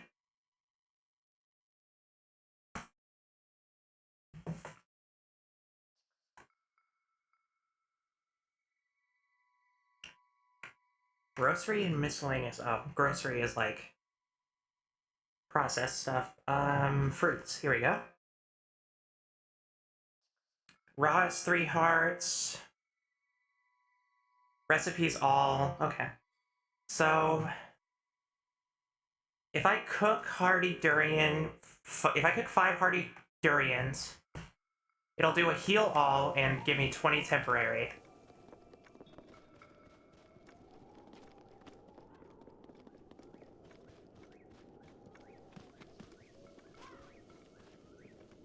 Which 20 temporary is not to laugh at. this early on in a Master Bone run. I believe I can mix it with truffles as well. Oh, here we go. The Gem of Sayori Mountain.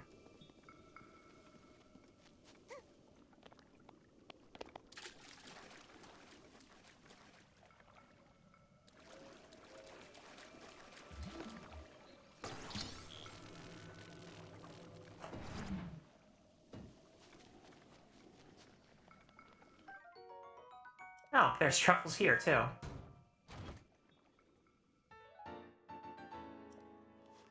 Ancient Bridle.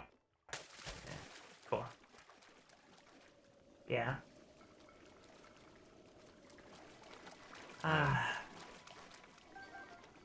Some Silent Princesses are here. And there's also a Korok in here. That's the main reason I came here. The ancient horse gear is actually really good. If I want to have my horse just always there. I need to break some of this stuff. I need to start getting ores.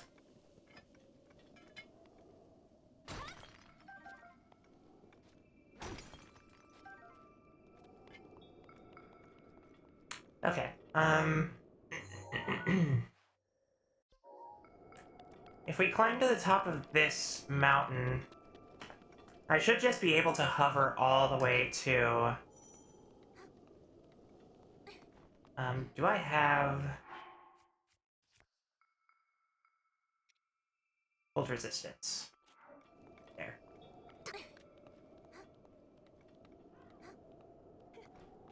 I need to climb up to the top of this mountain. Oh! I just saw a shooting star. Did you hear it? There it is.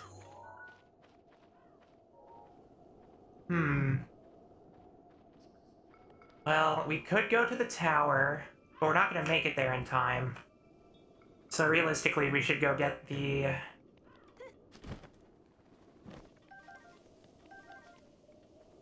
Yeah, let's go do that.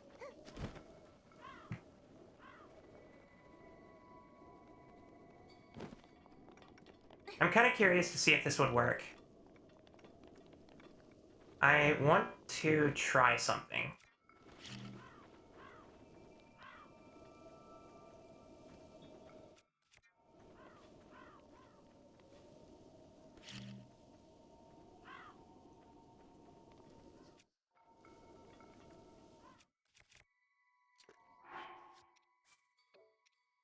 I don't know, I actually don't know how to do this, so we'll find out if this works. Okay. Here goes.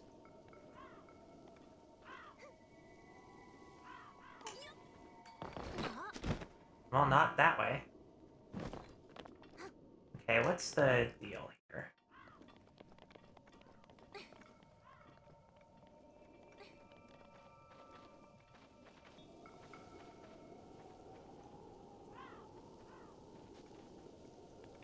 Guess we'll find out. Nope. I have no idea how to do that.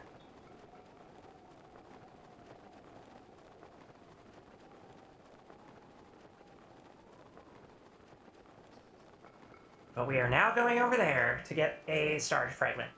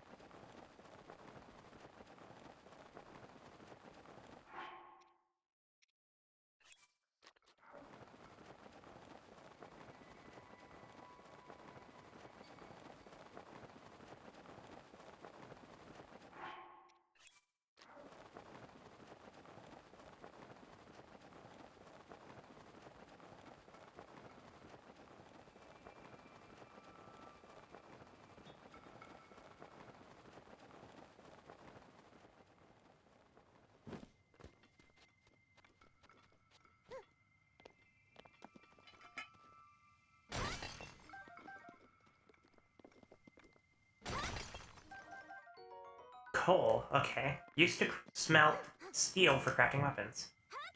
Hi, Lemma. Welcome to the stream. How are you doing tonight?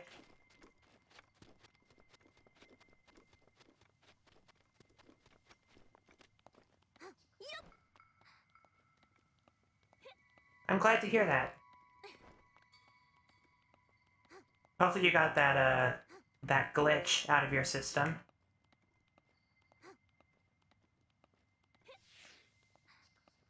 Is this modded Breath of the Wild? It is. This is Breath of the Wild Master Mode with the Second Wind, Linkle mod. With the Second Wind mod and the Linkle mod. Whoop.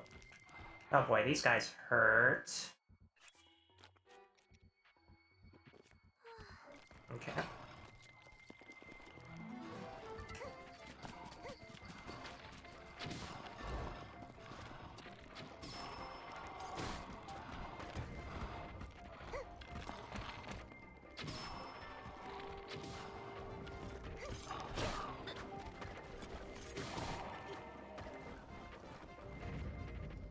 Okay. It seems super cool. Yeah, modded Breath of the Wild is actually very fascinating. I would highly recommend looking into... Uh-oh. I would highly recommend looking into the Second Wind mod. It's currently a mod in development that consolidates a bunch of...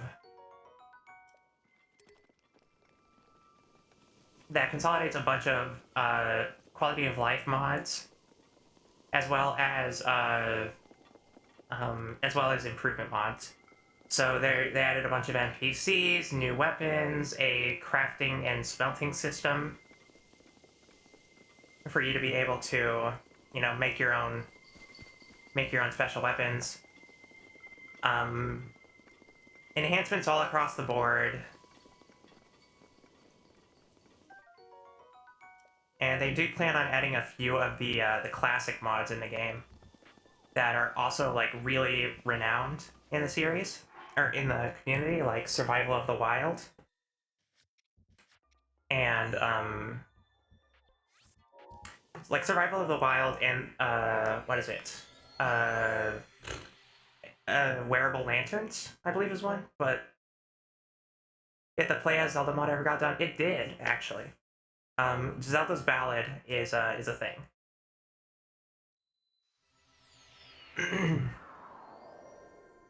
Zelda's Ballad is a thing, and it's available on Cemu, I know that, and Switch. But I'm currently playing with the Linkle mod that has customizable hair and eye colors.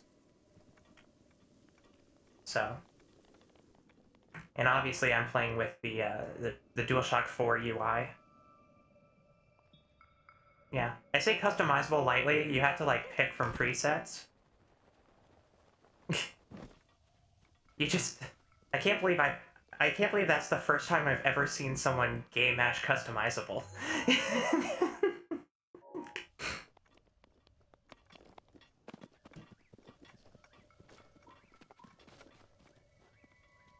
I just got shaky hands, yeah. That's a mood.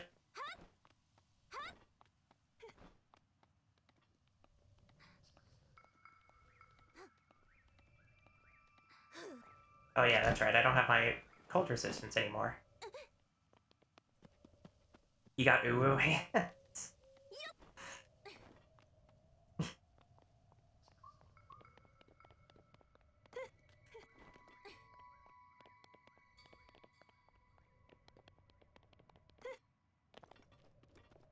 The only mod that sadly doesn't work, that I wanted to add in, just because of how Second Wind works, and not necessarily for any, like, mundane reason, because of all the text that they change in Second Wind, you can't get the mod that actually changes all the dialogue boxes to properly call Linkle by her name and pronouns. So, everybody still calls you Link in the mod pack I have. But I think they plan on getting a compatibility mod for that soon, or a compatibility patch, which is going to be very exciting. Oh, that's not good. Yeah, there's the Linkle actually has a compatibility mod with Second Wind, so I need to go.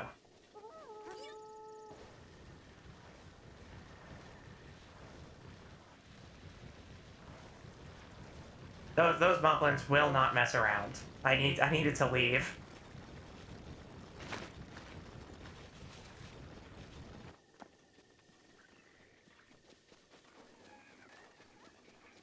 Oh.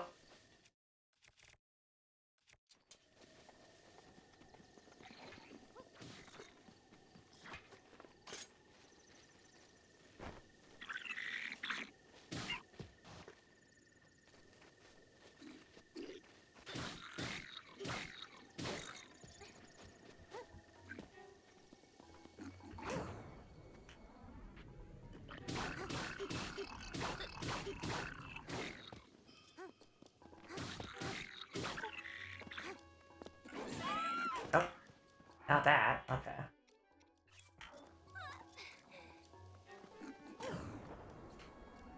Yeah, so, you know, if you played Breath of the Wild before, you know Master Mode.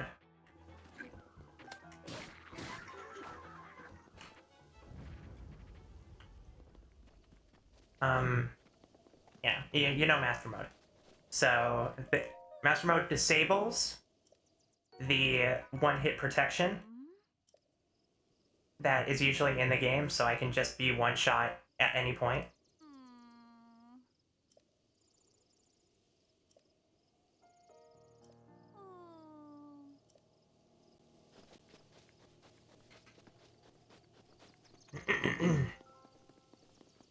As well as adding a bunch of enemies, new enemy types in the progression tree. So there's stuff like gold enemies instead of just stopping at like silver.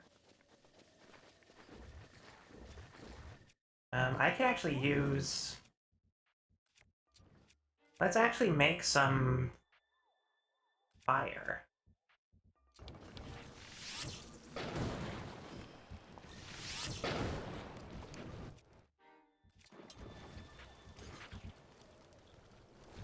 Oh, rendering shaders.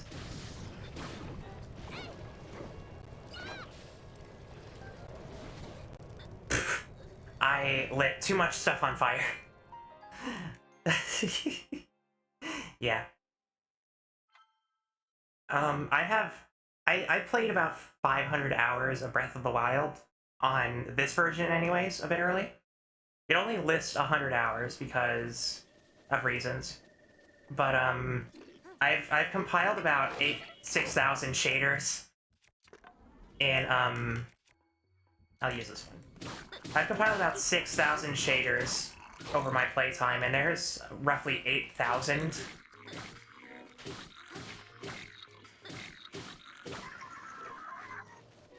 So, there's some shaders that I just have not found. So if the game freezes for any reasons, it's because it's compiling and archiving shaders.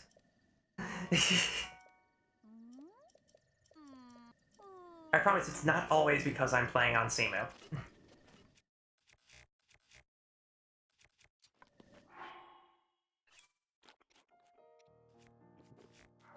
Okay, instead of lighting everything on fire, how about we use ice?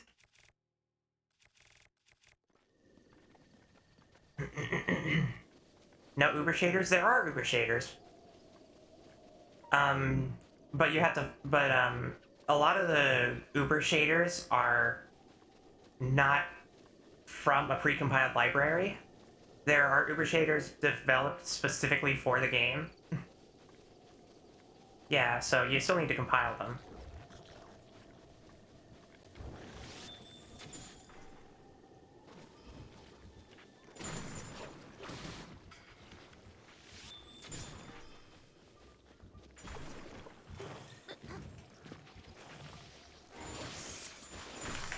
Oh.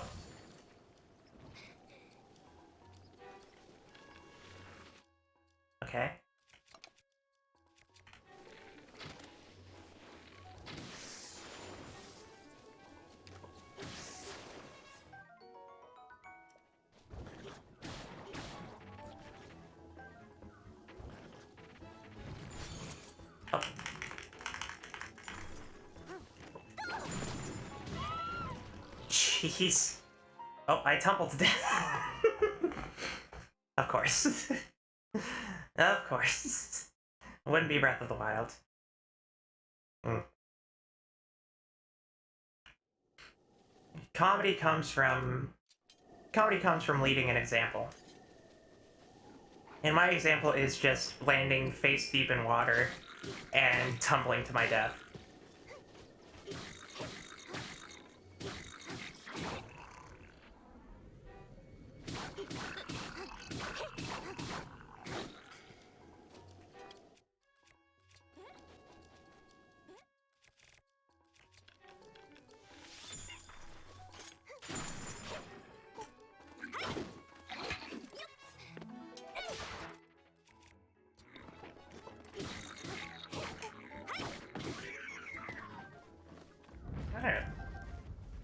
And I never do the same fight twice. I always try things differently.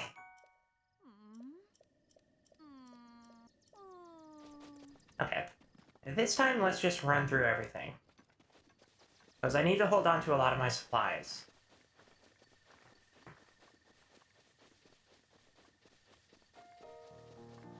Yeah. Like, if you'd asked me if I needed to do Uber Shader compilation, I would take one look at this game, and there is not a doubt in my mind that Breath of the Wild uses a substantial amount of Uber shaders. Like, it is a technical miracle that this game even runs on a Wii U.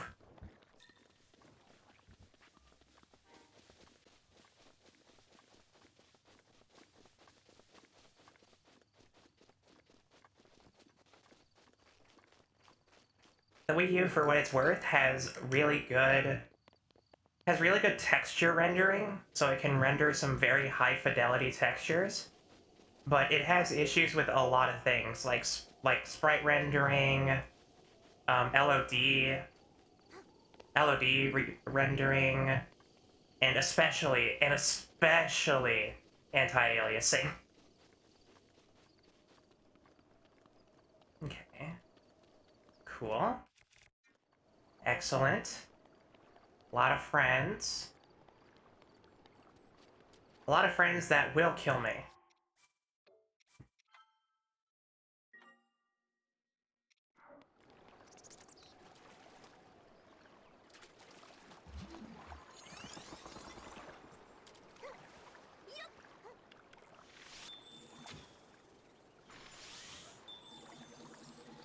I hit something I didn't mean to hit.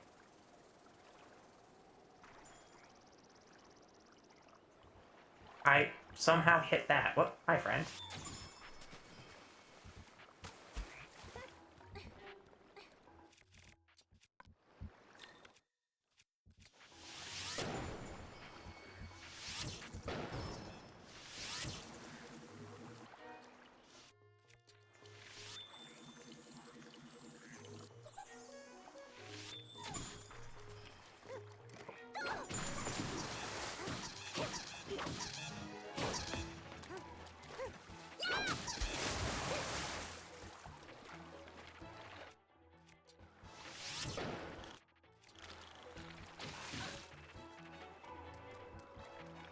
Okay. I actually don't know how to handle this fight.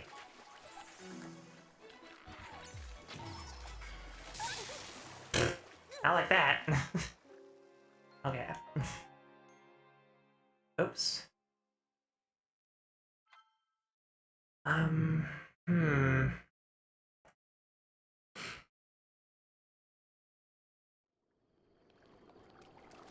Yeah, if I really had to recommend, if you want to play Breath of the Wild this way, I would recommend Simo, because Switch can be a little iffy.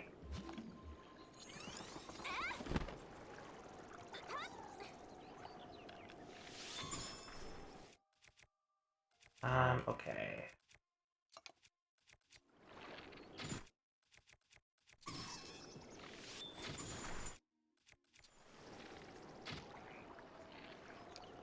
And we're going.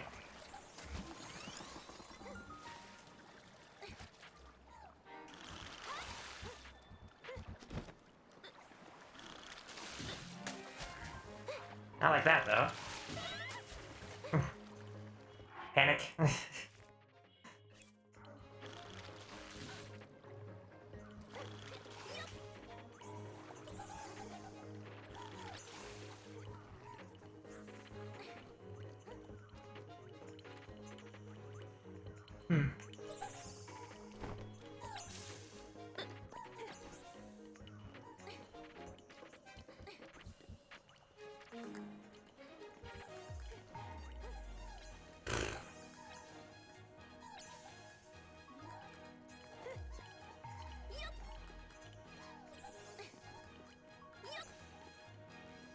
Always gotta play a little bit risky. Oh, no. Since when could they do that? Since when could they start thunderstorms? Is that a thing in Second Wind? Hold on, is that actually a thing? How have I never... Hold on. Can they actually start thunderstorms?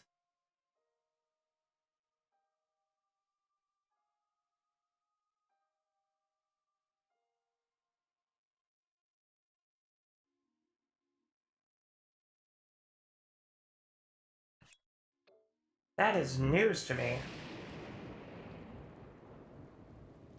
Really? I've never seen that. Wow. Alright. Just goes to show that there's always things to learn.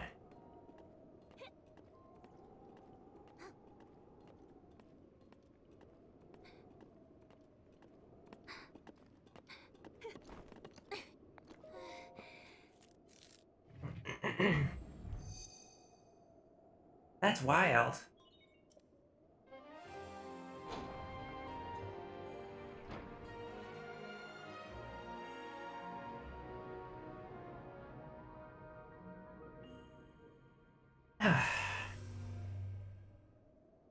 There. This tower is actually like one of the worst.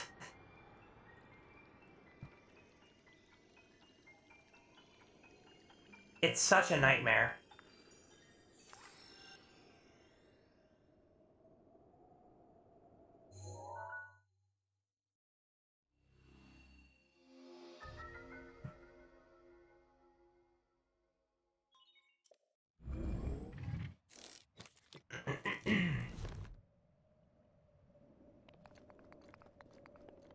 Okay.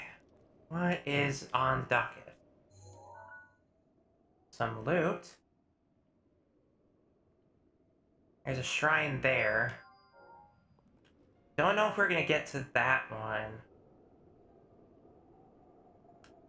But... let's check that place out. I think that's a base. The worst ever is a Kala Tower? A Kala Tower. Oh, you mean the one with all the corruption on it?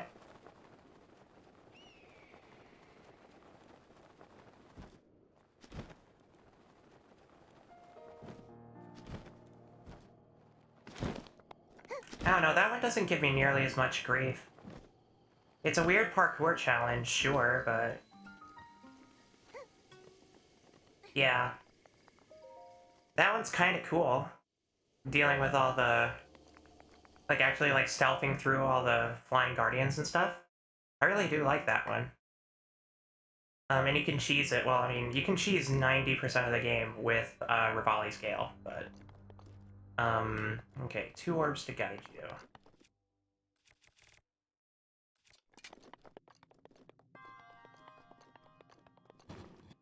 A switch. Okay, orb goes there.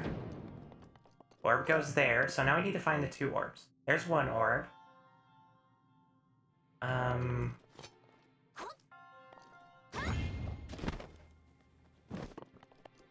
Okay.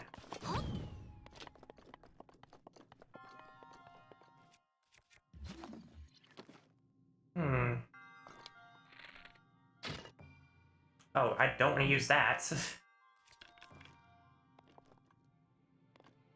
Alright.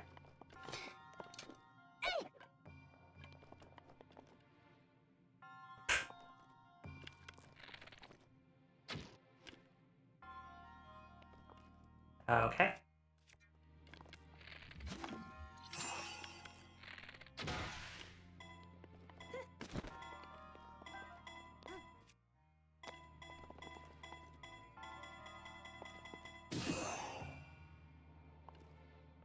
Cool.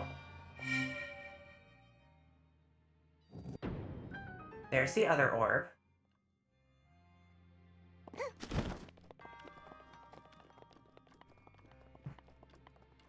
Honestly, I really do like the Akala Tower, though.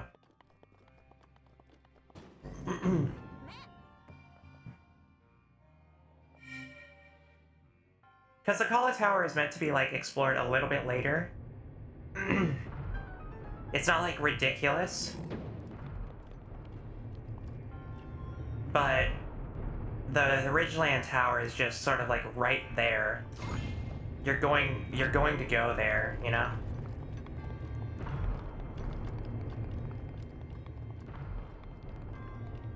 So...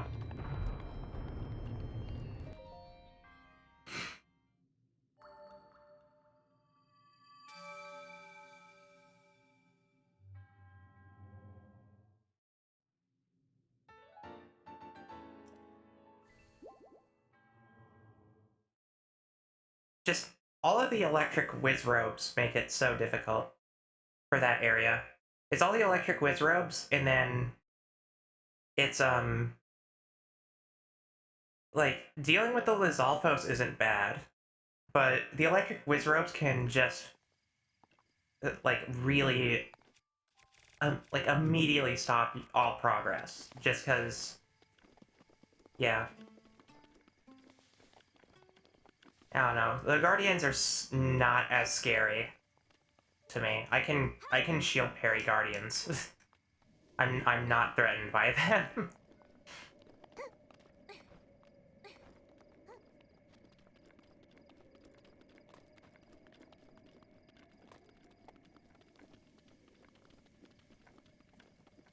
Okay, there's an enemy.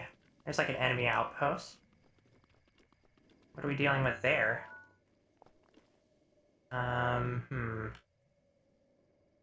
Doesn't seem like anything is here, actually. Huh.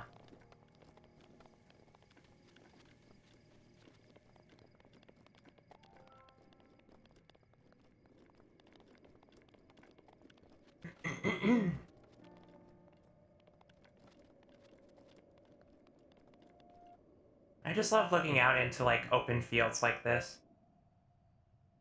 There's so much to explore out there.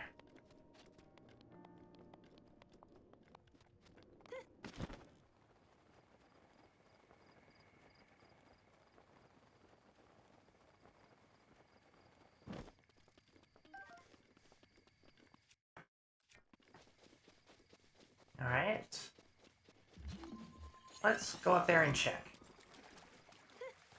Let's see what kind of stuff we have to grab here.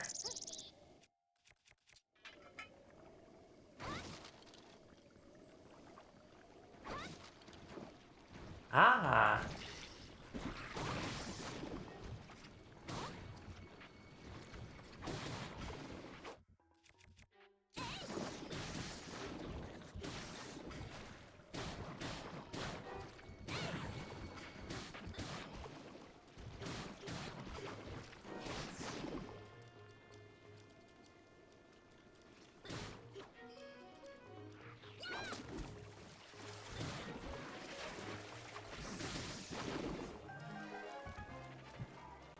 Very jelly. Much jelly.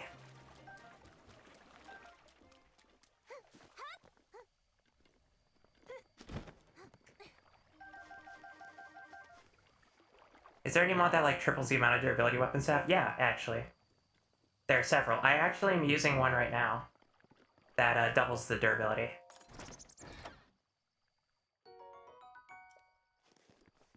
Some free bomb arrows.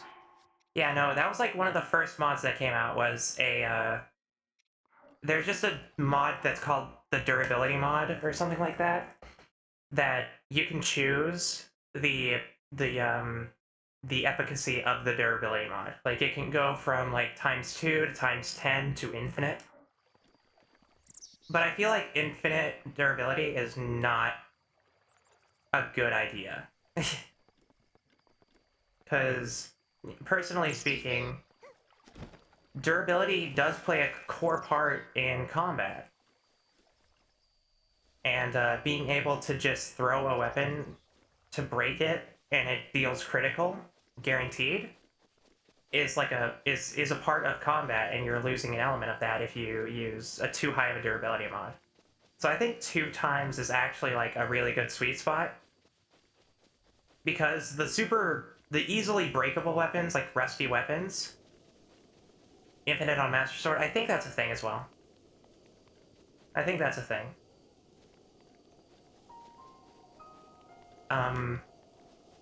I think 2 times durability is good enough for all the weapons. Because any of like the easily breakable weapons last not that much longer. But any weapons that have a high durability, especially weapons in this that are like durability up, they get a substantial boost because of 2x. So I think it's a good sweet spot. I did actually test with different durability mods to see which one was good for me. But obviously having a mod that lets you sort of choose... having a mod that lets you choose the potency of the durability mod is really good, because that can cater to your own tastes. Maybe you just want to have some fun.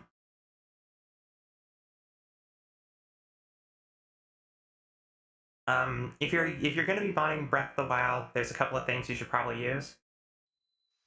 It is extremely recommended by everyone, including me, that you build your mod list in BCML. BCML is a mod loader that's really good, and once you load it all into mod loader, then it just creates a graphics pack in CMU that you don't even need to open up BCML to use. It'll just default it, and you can toggle it off at will and just go back to vanilla. I highly recommend BCML.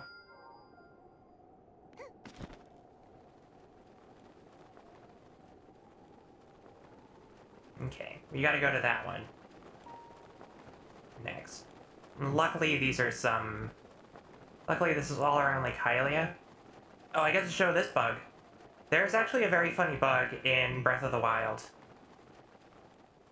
Which is, which there is actually a group of people who do favor turning off the cell shading in this game.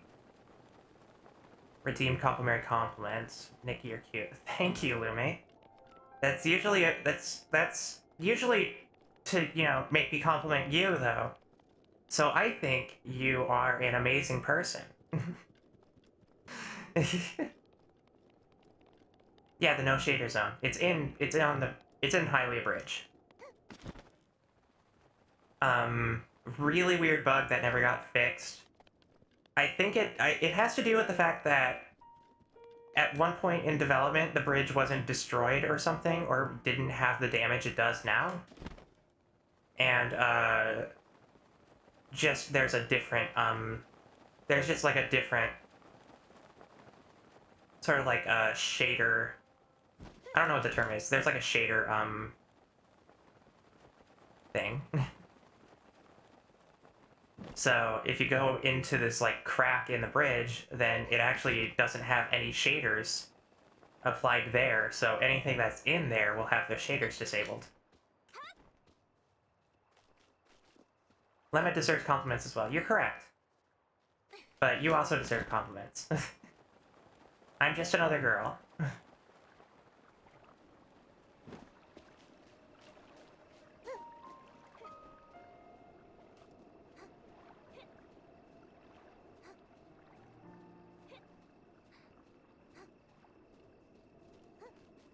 You're super fun to hang out with and really sweet. Thank you.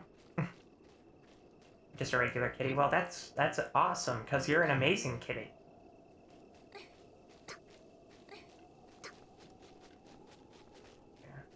we'll go, I'll go activate this tower, just so I can have a fast travel point. And then we'll go to the bridge to, disable shaders. Because I can actually just do that at will. There's a graphics pack where I can just turn off shaders, but there are some purists out there. There are people out there that prefer the game without the shaders. But, I don't think so. Is this a mod? Yeah, this is a modded Breath of the Wild playthrough.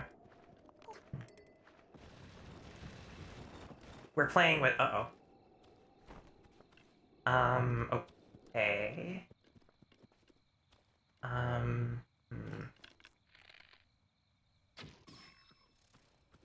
Oh, that's a problem. I used the wrong weapon.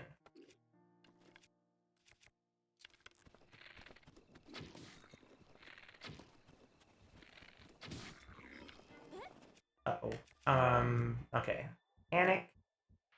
Switch. Backflip.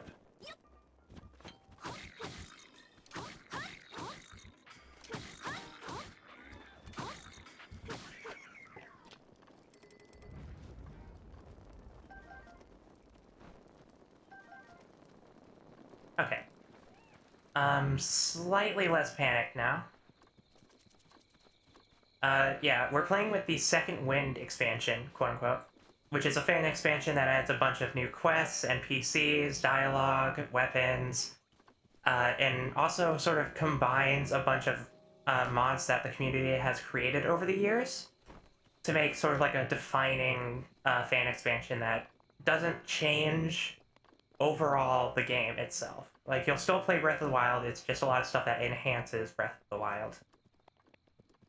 So there's stuff like blacksmithing, where you can create weapons and arrows by getting ore. And I'm also using the Linkle mod, which has a customizable hairs and eye colors.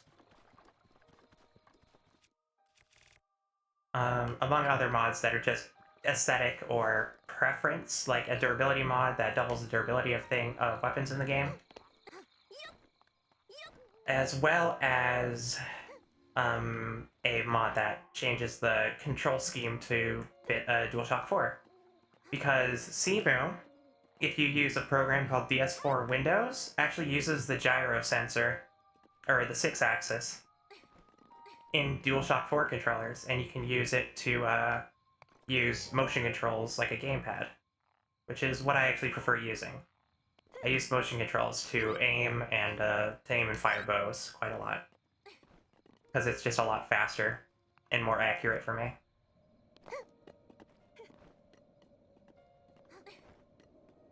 Oh, motion controls are great!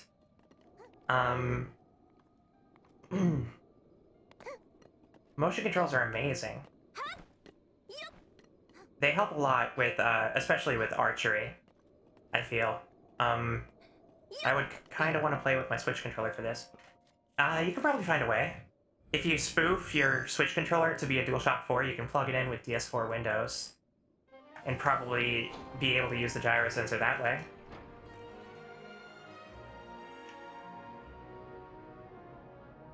I wouldn't know how to, though. You'd have to look it up. Egg! Hi, Monster Player, welcome to the stream!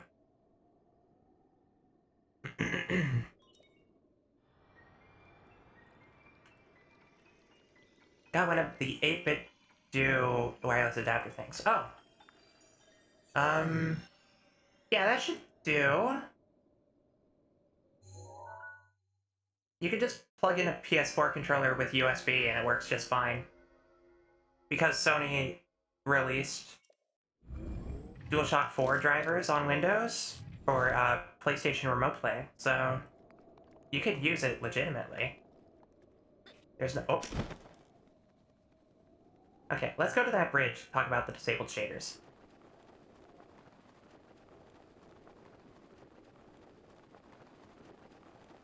Yeah. One of my favorite things that this mod actually does is, second one, I mean, is that it actually changes shrines to be more like their environment. So if you go to like a forest shrine, then it's sort of grown over with greenery. But if you go to one in Hebra, then there's a bunch of ice everywhere. Okay, so this is this is the area, and you can actually see the displacement. So here you see the regular shading, but if you slowly pan this way, the shading goes away. And you're left with sort of this doll-ish look.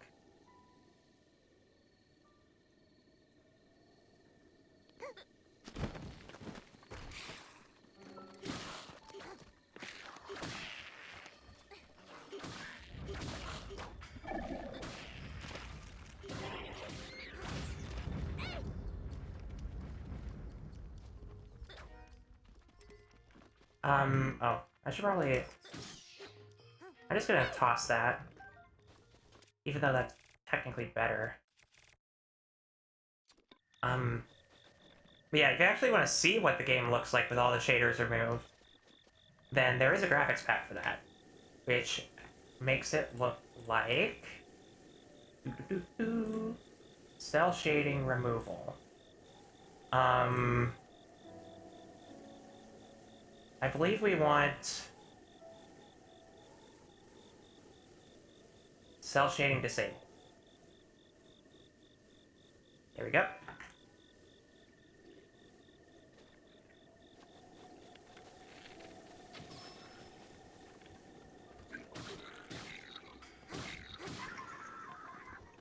Let me actually make some fire. But yeah, you can actually... It does cause some issues with this. Hold on. I actually need to turn on a different one. A different mod for this as well. Cell shading start menu workaround. To prevent that issue from happening. Do I not have any wood?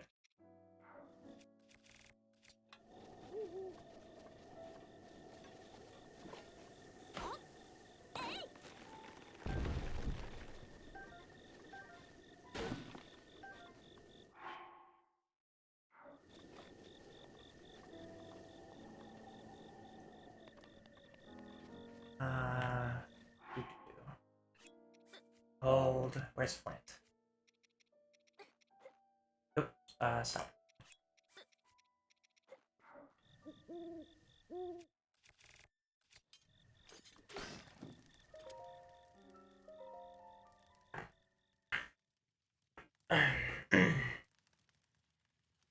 So, I do really like the cell shading of this game.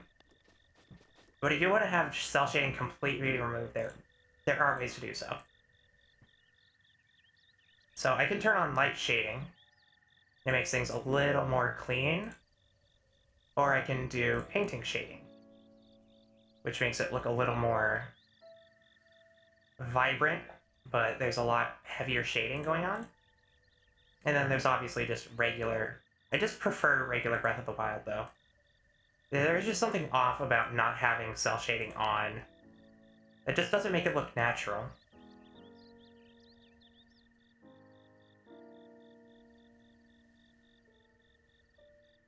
So I usually prefer to have that off.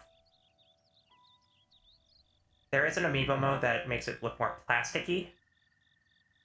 If you want to have stuff sort of have that weird plastic look to it.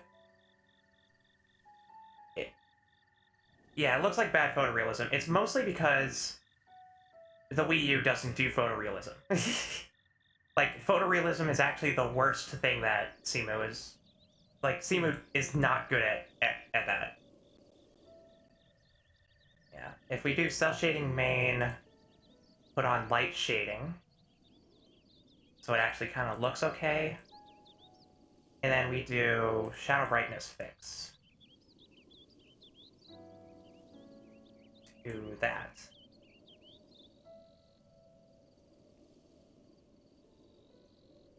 We can also do mode 2, shadow brightness fix. And yeah, you can sort of make it look manageable. But yeah, I still prefer the cell shading in Breath of the Wild by a long shot. It just has more cohesion to it. Because without cell shading, there are things that just... It just doesn't look...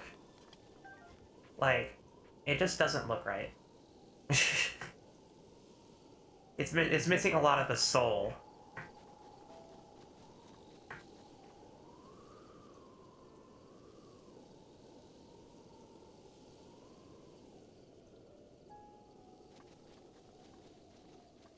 But there are people who will live and die by the realism.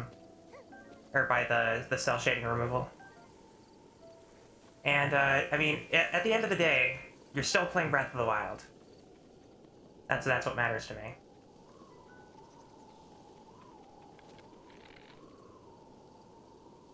Okay, I'm not even gonna try with that. The Finbra Woods. That's fine. Let's go back to Kakariko to actually, like, do some story. Because we've been exploring for nothing. We've been exploring and basically doing nothing for, like, 3 hours. We're actually gonna go back to Kakariko and do the story mission. How have we been doing? We've been doing really good, actually. Just hanging out, playing some Breath of the Wild. We got 2 towers added to our list. So now we have a lot more of the map available to us. Okay.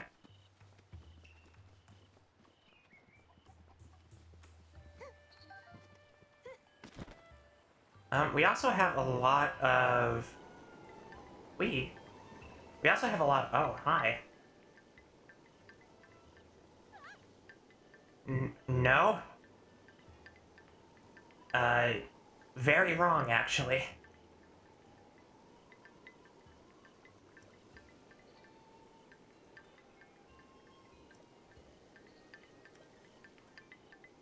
Well...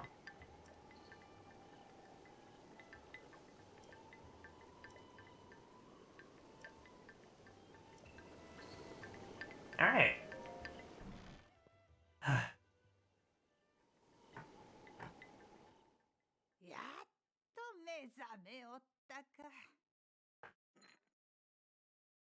Impa is a queen.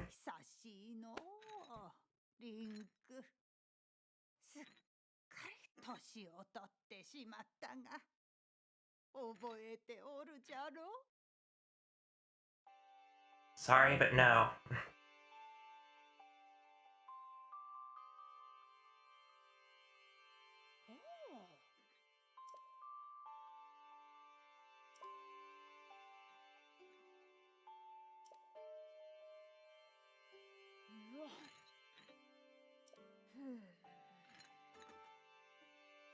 Okay, I actually want to see this. Now that we were talking about removing cell shading, I actually do want to see what Impa looks like with cell shading removed.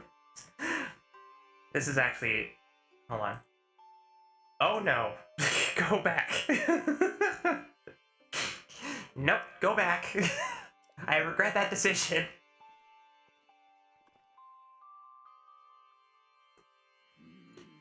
She went from honorable old to a mole rat from Fallout 3.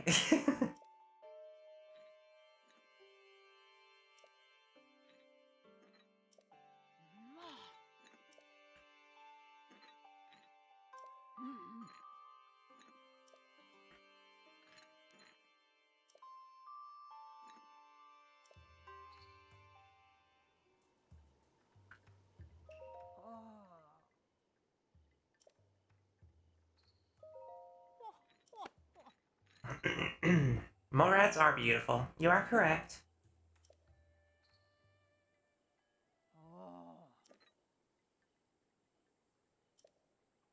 Okay.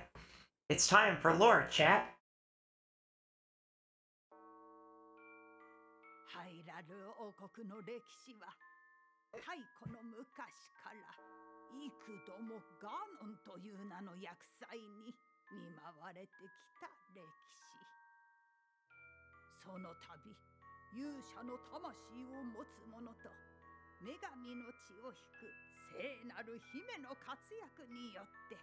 So, here's a question.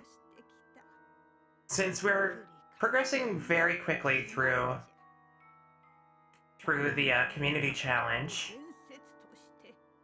what would you want to see What would you want to see as redeems for this? The reset challenge is defined specifically to add stuff relating to Arya, which is my combat module. Arya is Arya's sort of getting more familiarized and used to being around you all.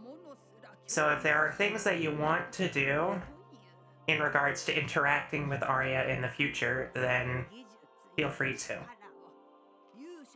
Sound effect redeems are always super fun. That's true. I didn't actually think about the Twitch sounds. One of the redeems that is a guaranteed, because I did plan ahead, redeems that I think you would all be interested in.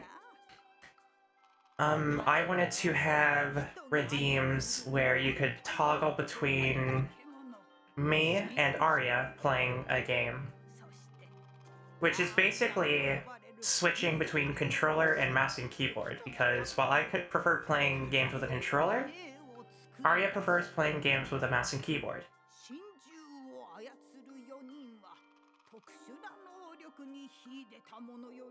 And if the option is there, then I think that'd be a fun redeem to do.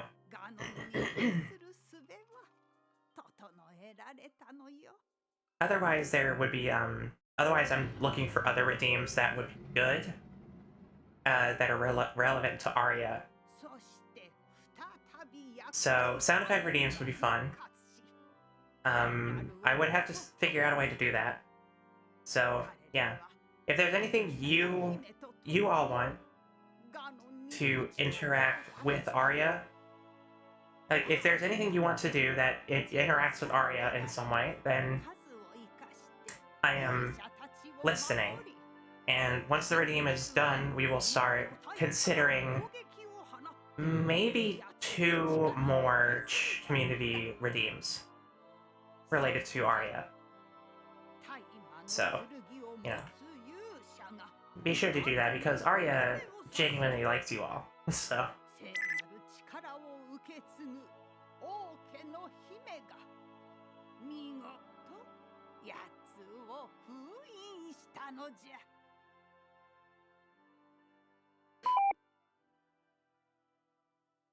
She says thank you, Kurama.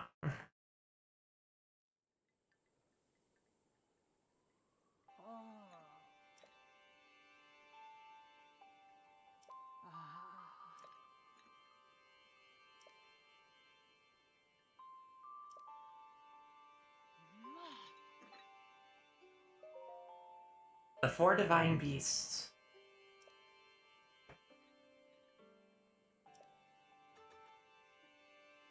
Uh-huh.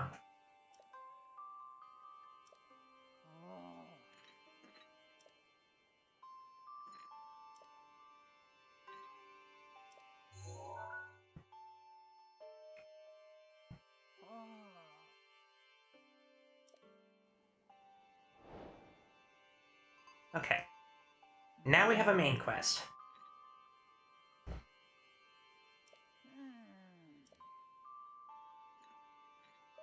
Hetero Village. Looks like we'll be going there next.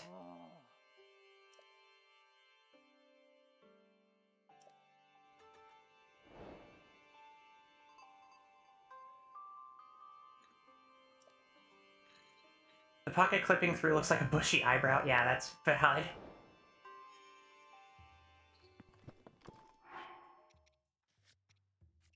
Not everything is designed to match with the new armors.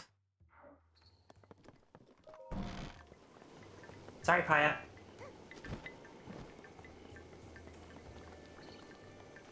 Okay.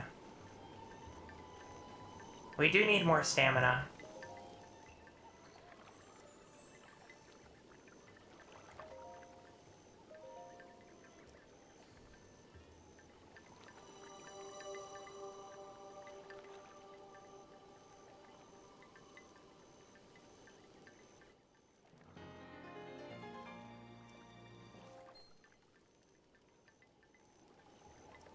Yeah, I'm keeping at base 3 hearts because I have ways to make temporary. Did I already do this? Korok Seed? Hold on.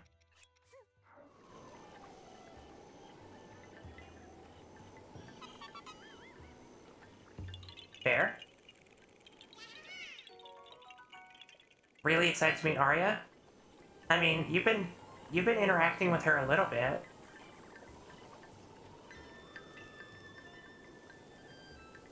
I have to speak through Terminal, but Arya can just talk normally. At least on Twitter.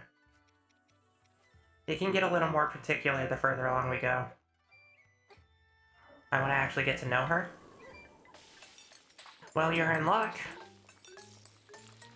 She is very focused on our recent adversaries.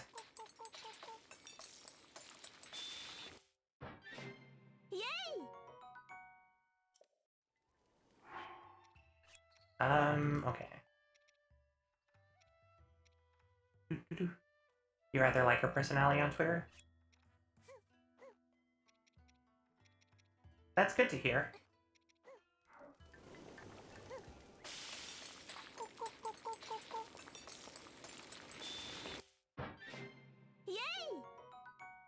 I love the little expressions. Okay, well, now we can have 21 hearts. 21 extra hearts. Just because we did find,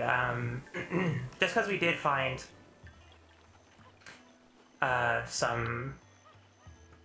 What's the word? We did find some Hearty Durians. Okay, I can make some alloy and some steel? Hearty radishes are broken. I found Hearty Durians, actually. Hearty radishes are good, but durians you can find on Sayori Mountain. I almost want a mod to nerf Hearty ingredients. I mean, I wouldn't really do that. There are some ingredients in the game that are so valuable, they're almost not worth adding to the list. Like, here, let me pull up an ingredients list, because I do have the Banquet of the Wild book.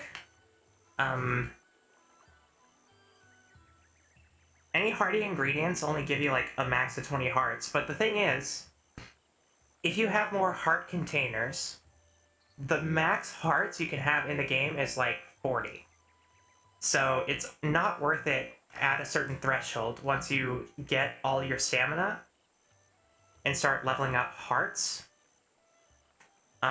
Eventually the Hearty ingredients are just not worth it. Because if you get, like, a max Hearty ingredients and you already have 20 hearts, then you're gonna be wasting the potency of that instead of just putting Hearty boost into it. But the other thing is that temporary hearts are considered a buff, and you can only have one buff on a dish. So you can't have heart booster and like a stealth up or cold resistance. That's the caveat to all of it.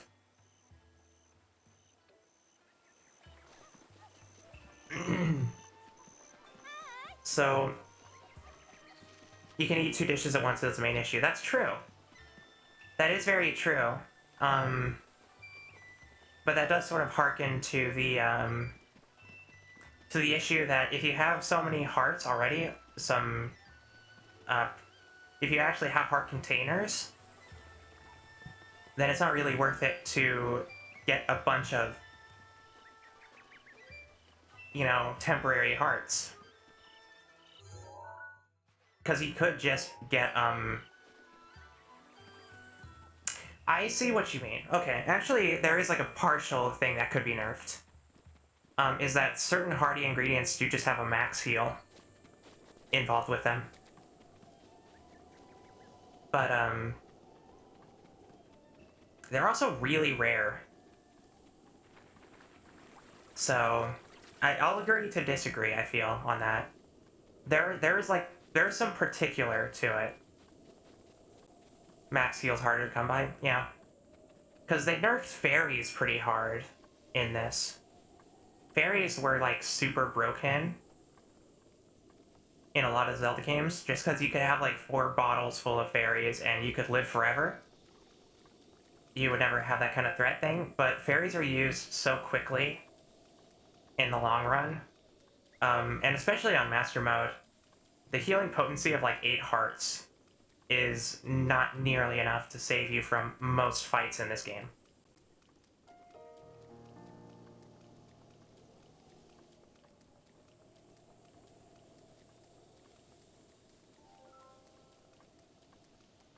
So maybe in the future. That might be a thing in Survival of the Wild. I'll have to look at it. I honestly almost prefer the classic heart drops to food. I think there has to be like a divide. I think there has to be like...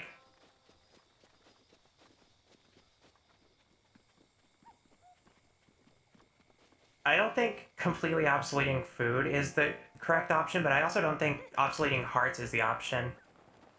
I think there should be options for you to be able to recover naturally in the world. And there are actually in Breath of the Wild. You can just go into a hot spring. A fullness meter? Yeah, that's actually in Survival of the Wild. Hold on. Let me look this up.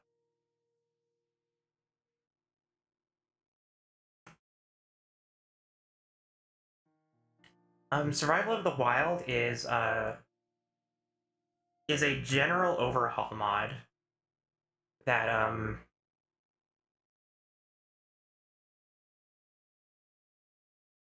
that actually adds a lot of stuff. So a lot of the stuff from Survival of the Wild is a bit unique, but basically the yellow wheels that you had on the stamina bar that were like the temporary stamina you could burn through is the hunger meter.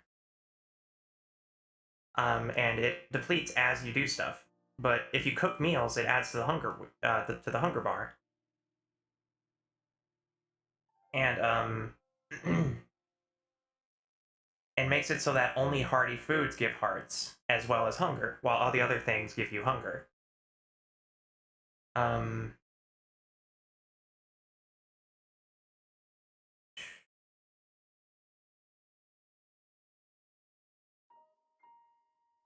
So yeah, there's a lot to it. Survival of the Wild is like a huge overhaul mod. It adds a bunch of stuff like wearable lantern, darker nights and brighter lights, tougher trees and ore, higher field of view, a lot of stuff. Higher field of view is actually a mod that I wanted to put in, but it can have some issues, and I think it's already in Second Wind. But I don't remember what the FOV is in the game. But yeah, there's a lot of mods already out there that have been in development since the game came out that are probably what you're looking for in your Breath of the Wild experience. So I would recommend looking up Second Wind if you want something more vanilla oriented, or Survival of the Wild if you're looking to completely overhaul the actual exploration aspect to be more survival driven. Then you could look that way. Otherwise, there's a bunch of combat mods, model replacers, texture replacers, camera fixes, graphics fixes. The modding community for Breath of the Wild is ridiculous. They've done so much with the game, and they're still discovering a lot of things that they want to do. Like, they recently just figured out NPC pathing, I believe. And for a while, Second Wind actually removed a lot of the, hopefully it's a healthier modding community than Minecraft modding. It's a lot more niche than Minecraft modding. I feel like Minecraft modding is very easy to get into and really hard to, like, be good at, quote-unquote. I don't want to say it, like, as a blanket term, but there's a lot of people who will just release Minecraft mods because they figured out Java that week. Like...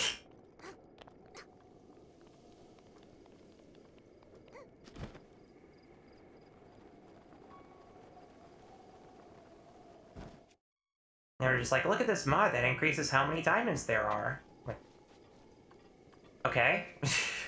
What else? I know you have so many... I frequent your streams. I know exactly what you're dealing with on a frequent basis when it comes to that. Ooh, silver. Okay. Okay, so I can start crafting Zora weapons.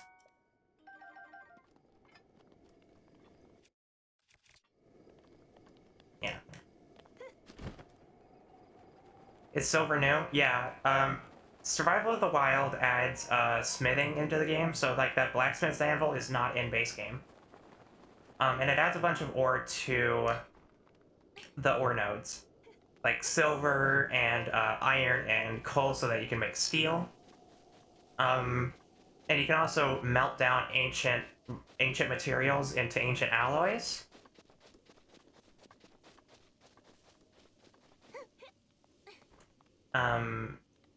And I just couldn't remember if silver is natural. Yeah, no, it's modded.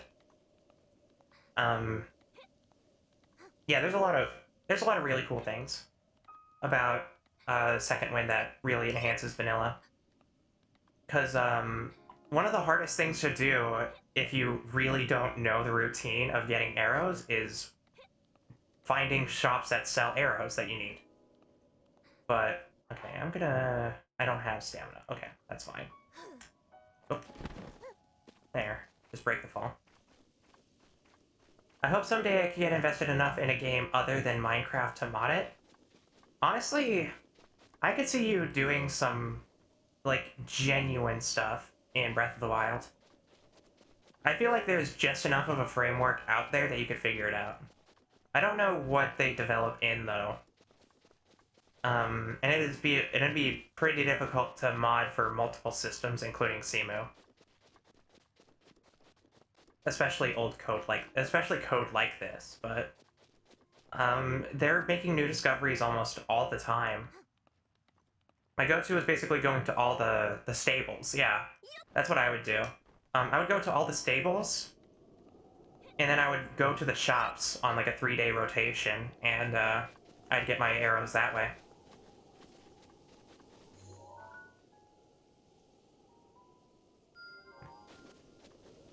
The main issue is that Breath of the Wild's written in C++. Yeah. Yeah.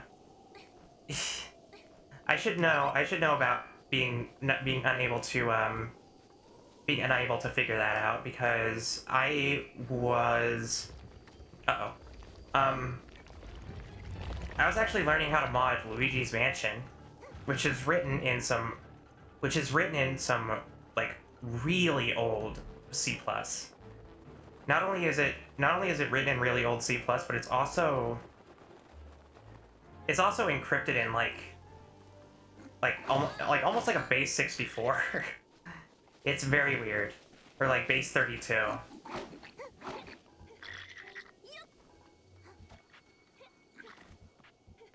I don't know nearly enough about the quirks of programming for Luigi's Mansion, but I know just enough to say I wouldn't know anything.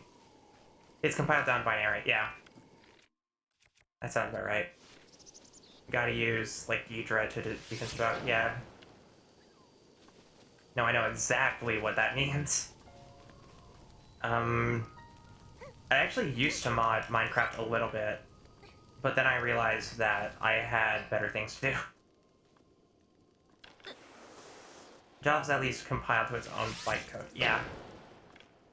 Basically, anytime a game is made in Java, 90% of people are just like, okay, well, I'll wait on the Minecraft community to decompile this, so that modders can actually figure it out. Yeah, that's basically it. Yeah, I mean, don't get me wrong, I would love to mod stuff, but I don't want to. If I start modding things, then I start obsessing over it, and I don't want to put thousands of hours into a game I'm not even playing, you know? Like, I actually want to play games.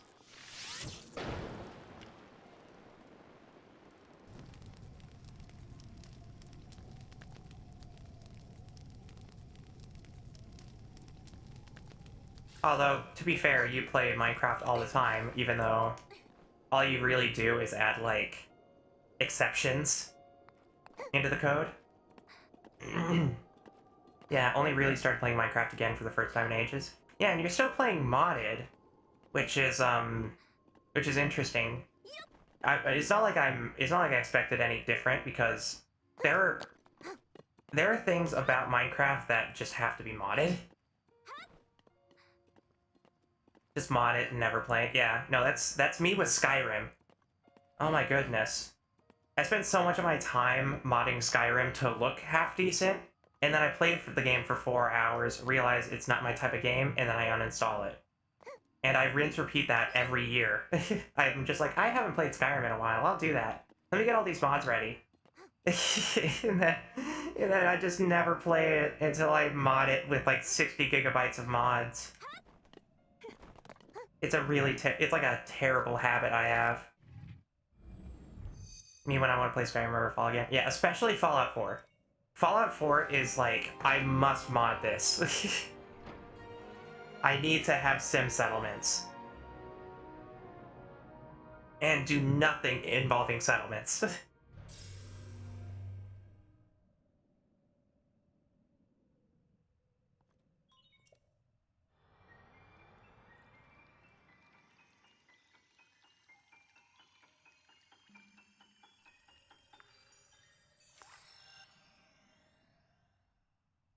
I wish it was possible to mod Genshin.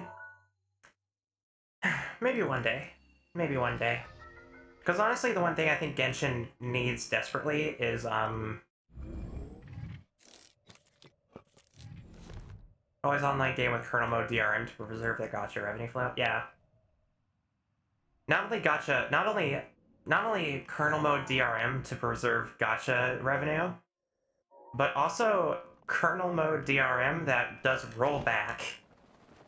That does rollback online updates to make sure that you can't just hack in currency. Like, you'll hack in currency and then you'll spend things, and they'll remove that currency to the point where you actually owe them money. that was a thing I remember. That was the thing I remember vividly, was that there was somebody actually in debt to a gacha game. Like they had risk of getting their account banned if they didn't put their primo gems in the out of the negatives, and it was like negative 9,000 or something. Get primo gems. There's some ridiculous anti-cheat going on in that game. And like nobody, like no normal player ever would experience anti-cheat like red flags. It's ridiculous. It's almost like they're watching all the time. Hi there, friend.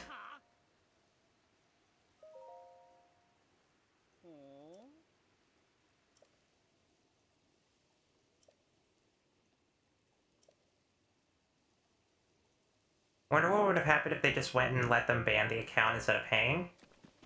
I mean, they would have banned the account. It's not like they got any money out of the... It's not like they got any money out of it, you know?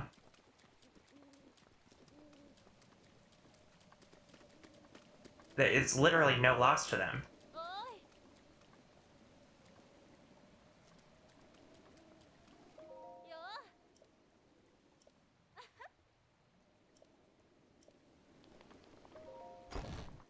Alright. Hello. No loss and only gain, yeah. Some Hylian wheat. Or, no, that's Tabantha wheat. No, this is Hylian rice. Tabantha wheat is somewhere else. Arrows. What are these? These are fire arrows? Bomb arrows. And they're expensive.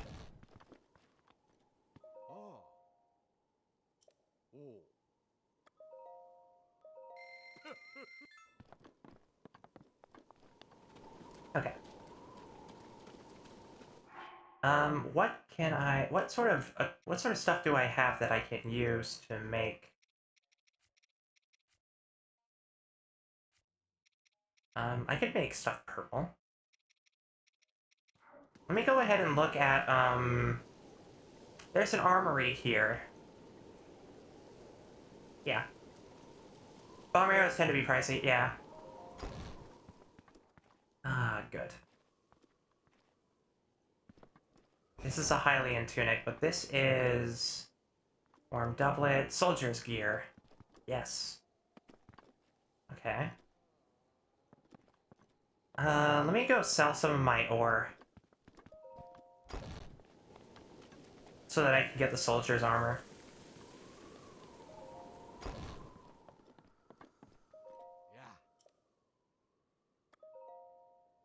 The soldier's gear looks really good, yeah. 300 for a star fragment. I actually don't know what it looks like with, I actually don't know what it looks like on Linkle, I've forgotten. Yeah, what I was talking about earlier is, a long time ago, before I got distracted by modding.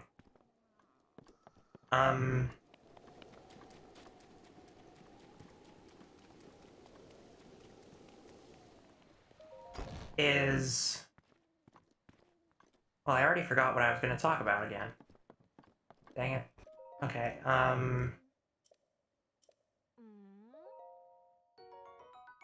be back on that in a second. Sorry. I completely forgot.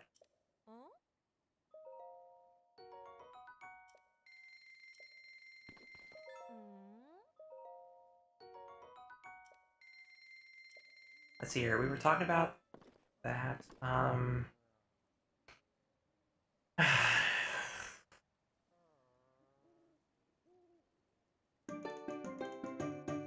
Reggie! Hi! Thank you for the raid! Welcome, everyone! Ah, good. It actually has, like, a proper breastplate design. Cool. Okay. It doesn't have to be elaborate, you know? And I can just put on the hood.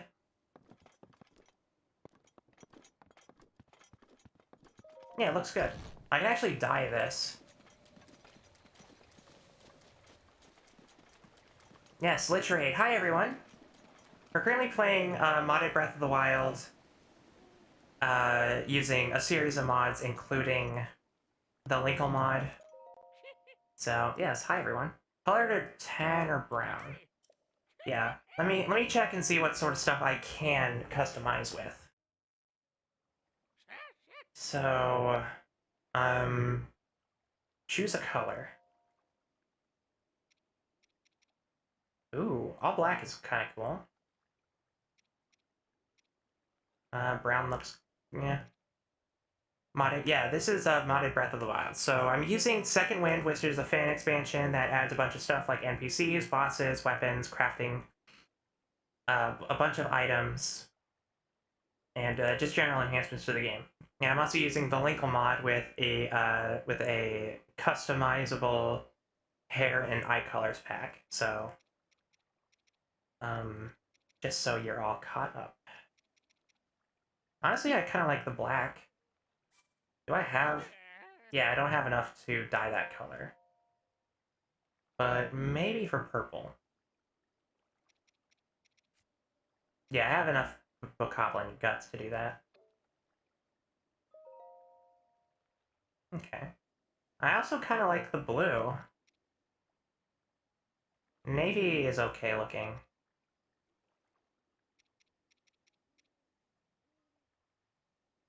Kind of nice that it actually kind of has the original textures on it. Like the Hylian look.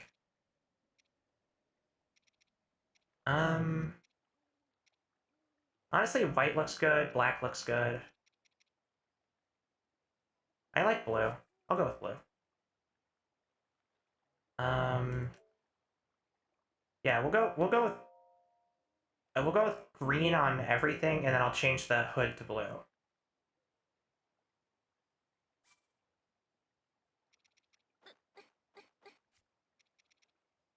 Oh, the frog's going in the pot. Sorry, frog. Yeah, navy keeps the lining. It's super nice.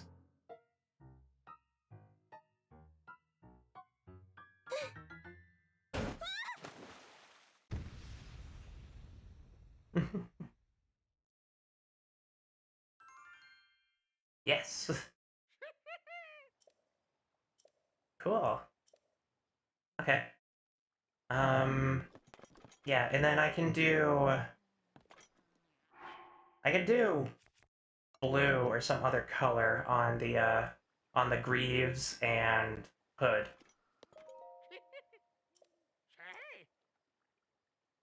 Yes, dye. Yeah, they did have. Yeah, that's a mod for the Linkle pack. Is custom voice lines. Change clothes. We will unequip the chest piece, and we will choose color. Yes. Okay, let me go ahead and look and see what would be like a good fit.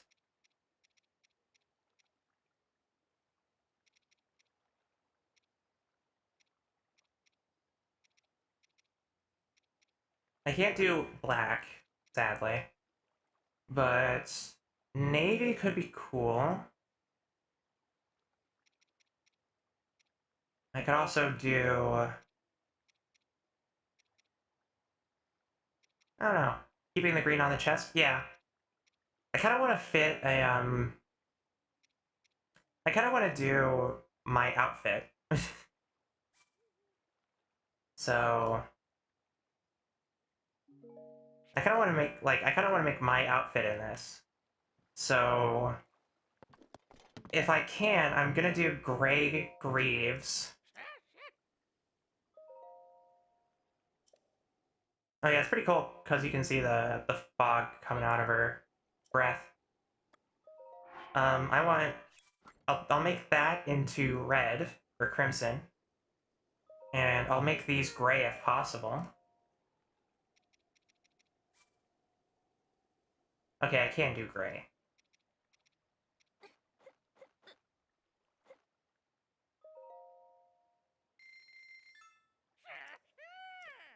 Fashion!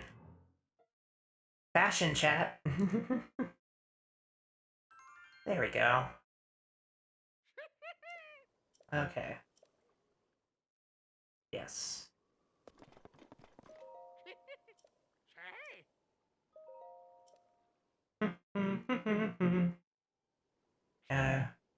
This is how you do fashion. Yeah.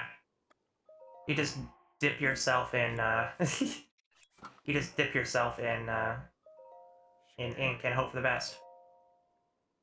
Okay, can I do crimson? I don't. I can't do crimson. I can do red, though.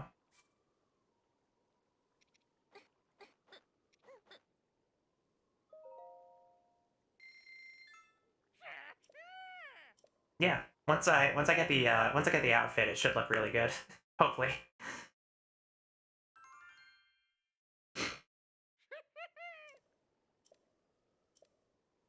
Okay. Time to put the whole armor on. Yeah. Yeah, that looks good.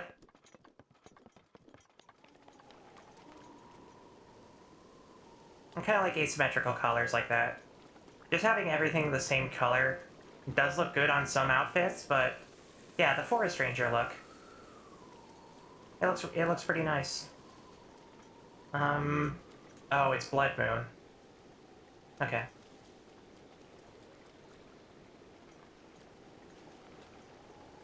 Archer Red Riding Hood, yeah. It's a Blood Moon.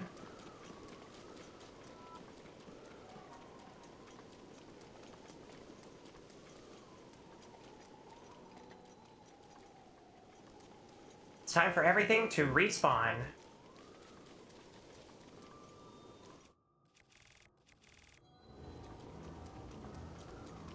Yes. Panic. Okay, let's put that on for now. I think they dramatically reduced the temperature that like the altitude that temperature is.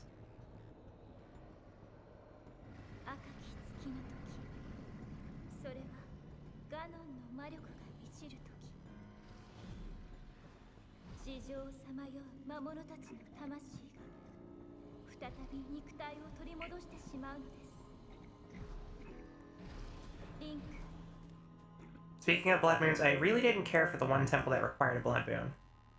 Yeah. I mean, obviously it's such a specific thing, but Yeah, I agree partially on that. Blood moons are super important for the game's economy, though. Basically, anytime a blood moon happens, all enemies respawn, which means that all their weapons respawn. So any or any like enemy chests or weapons that spawn, or weapons that spawn in the world naturally will respawn. So it's really important for the game's like economy of weapons.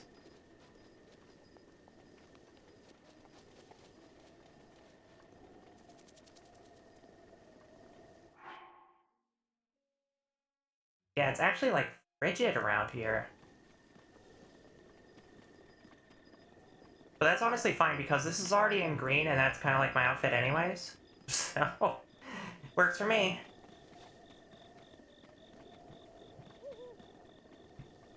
Yeah. I mean, that's valid. Just because there's a lot of wait. A lot of wait time for that.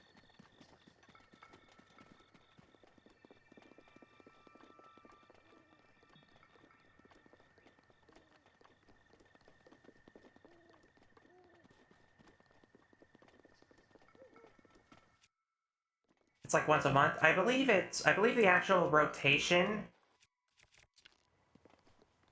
I believe the actual rotation is once a week in-game.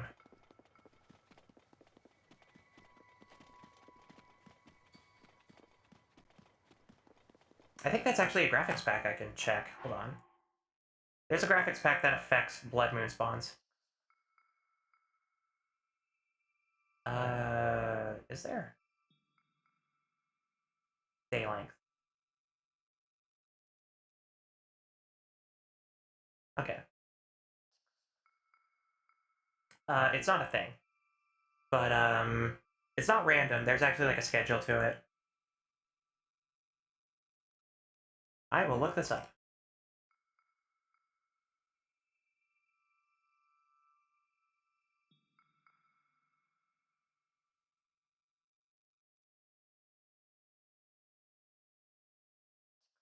Yeah, so it respawns enemies, it respawns weapons and ingredients in the map. And it actually does affect NPCs. So there are some NPCs that actually, like, act super, like, evil during a blood moon.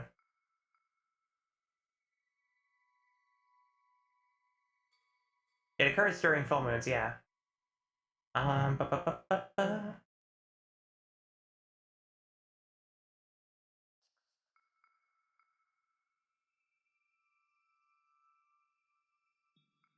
Let me look here. There should be a, there should be, like, a dissection of blood moon frequency in the community.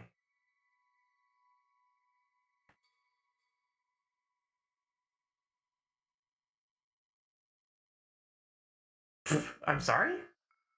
Cooking from 11:30 p.m. to 12:15 a.m. on the night of a blood moon gives food an effect boost. The time period can be easily identified as specks of malice linger in the air. That you can get food bonuses from this?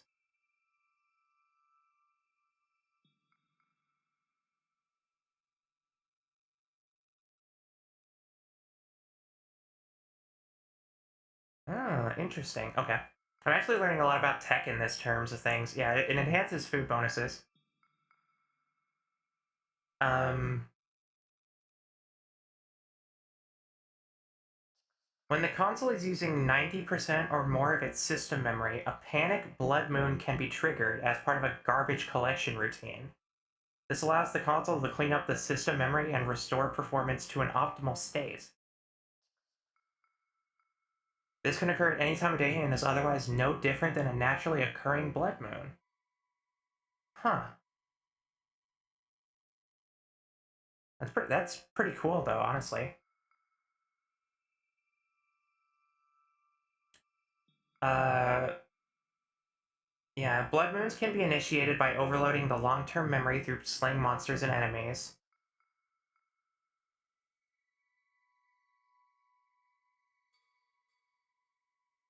Visiting several locations, sitting past midnight at campfires and cooking pots. Sleeping past midnight it ends or by playing the game uninterrupted for 3 real-world hours. Okay. Yeah, so we've been playing for 3 hours, so that checks out.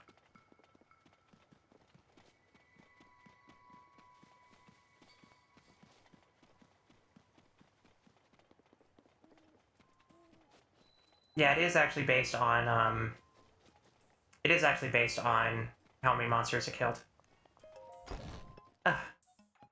Hello?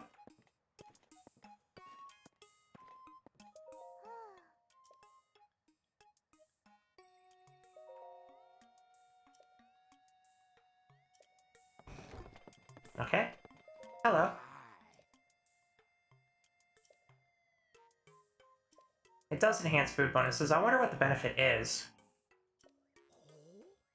Pura! Yep.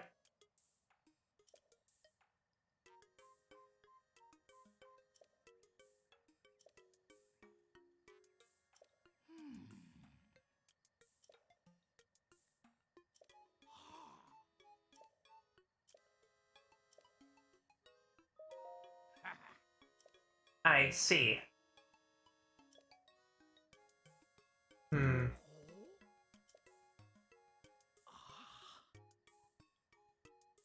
Director? I thought you were the director.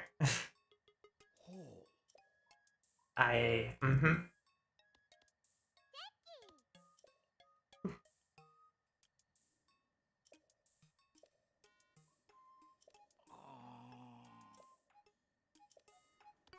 Gladly, thank you.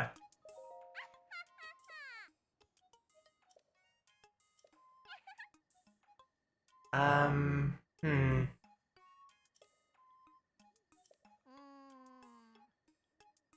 I don't remember.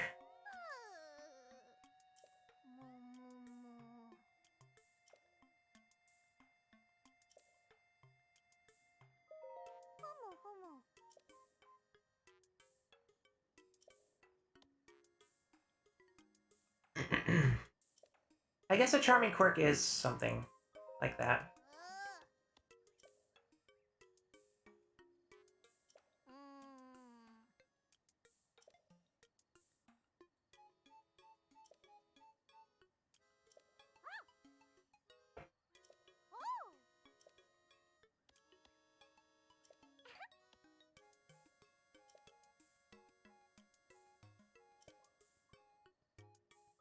Yeah, sure. Please restore all that. Yes. I actually did not. I have not done a single thing so far that was just for free.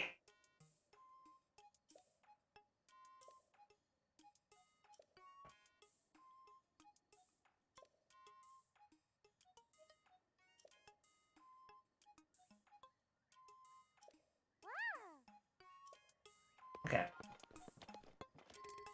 I'm gonna need... Sorry, I'll just put that over there. Oh. Here, hold on to that, Simon. It'd be hilarious if there were just some wacky or weird pics that got restored. I think there are some pictures like that on, I think there are some pictures like that on Google where it's just like some... just random selfies that Zelda took. Actually, no, that's the... that's the art, series that Sony's making. There's a... there's a, there's like a modern Breath of the Wild art thing that somebody's making where it's like, you know, like 2000s-ish, or like pseudo-punk Link and Zelda.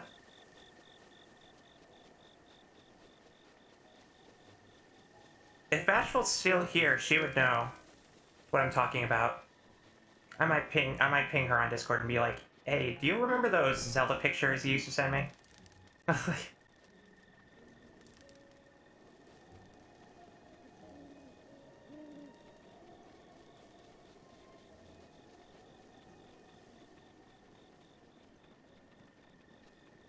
Yeah.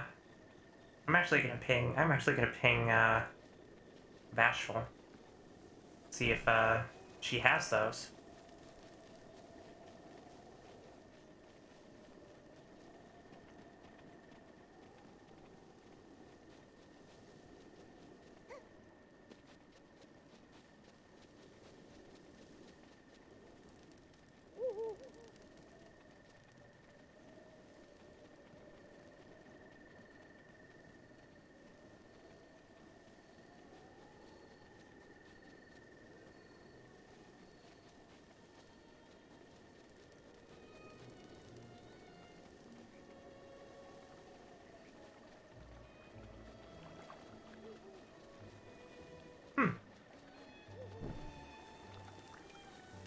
Alrighty. The really nice thing is that these flames don't extinguish themselves, so from now on there's going to be just this really nice blue lantern. Got lucky? How so? I had a 3-day rainstorm. Yeah, no. There's some challenges in this game that you simply cannot do until you wait until rain is over. Rain is such a detriment in this game. It's not even funny. Like, if the rain let you climb... Yeah. If rain let you climb, it'd be so much more manageable to have gotten to Zora's Domain. Or if there was actually, like, a timer on things being extinguished in fire, then that'd save a lot of trouble. But no, it's everything. It just douses everything immediately. The simplest rain.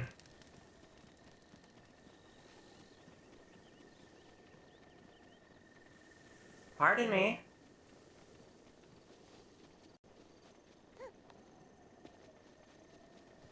I have to light things. I'm making sure to light all the lanterns.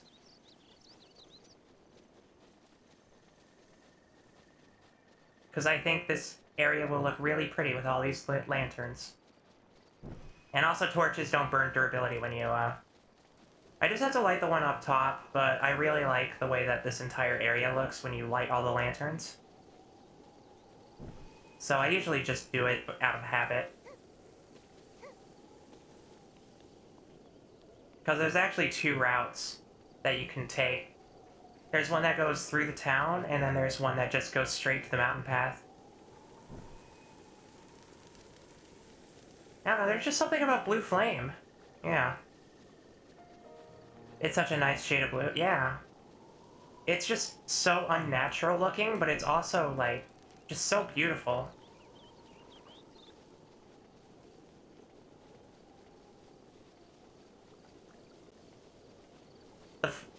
The funny thing about this playthrough so far is that we have yet to experience milk water.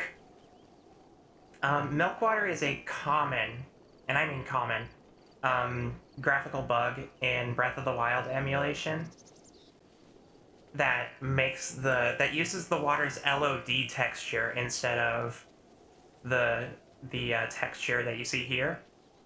So it makes the water look really white, and it doesn't animate, it's just very still. It's kind of weird looking and kind of creepy.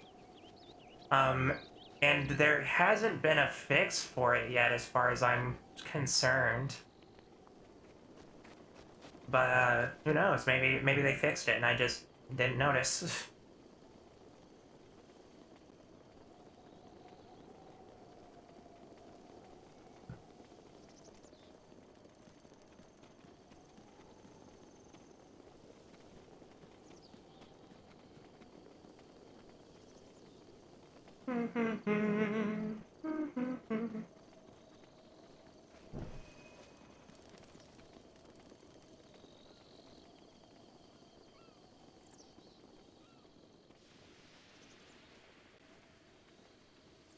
Oh, we finally... Oh.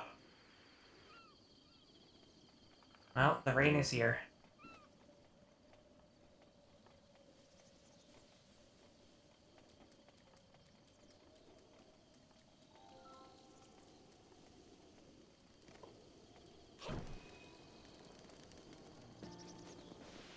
There's the rain, on cue.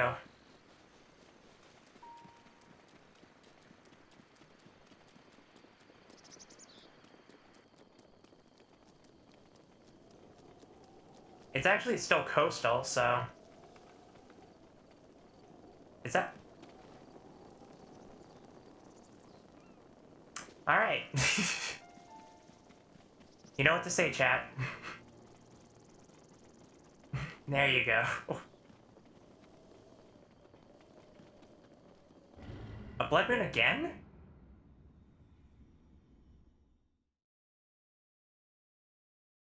Hello?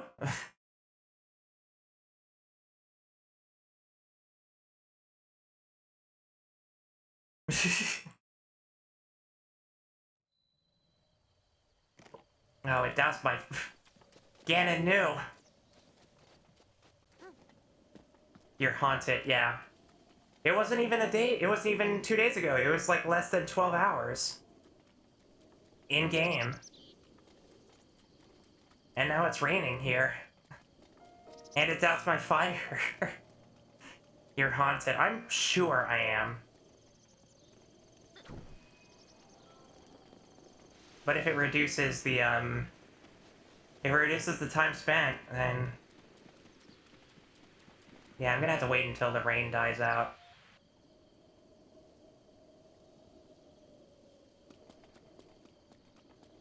Or maybe it's already out, or maybe it's already out, on its way out. Yeah. I can totally haunt you. I know you can haunt me.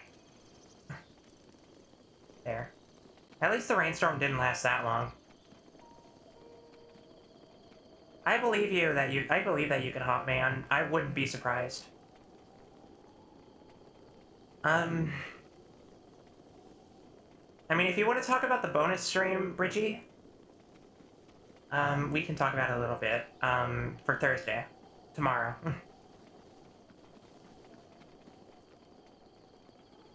I don't think she'd mind. Yeah, I have a lot of... There are a lot of spirits that are not just human.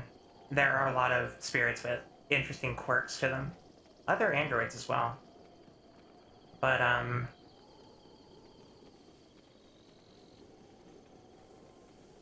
for the most part, it's pretty normal for someone to haunt me. There we go. Now I can just fast travel here. Sorry, Ganon and rain really made it difficult for, I don't know if you looked outside, but...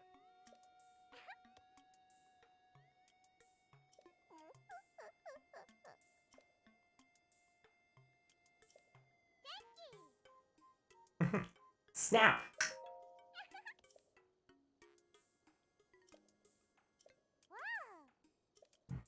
I wonder if blue flames do more damage. That's actually a thing. There is actually a thing about that.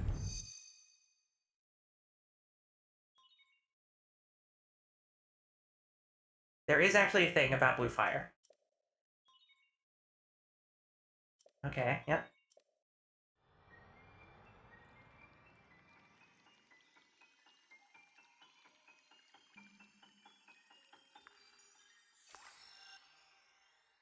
I think blue flame actually deals more damage to... I think blue flames actually deal more damage to guardians.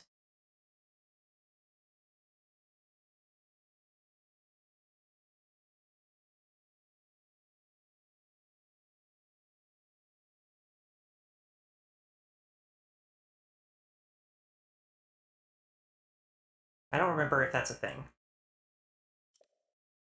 Is it really specific, though? Because it's the same Sheikah technology.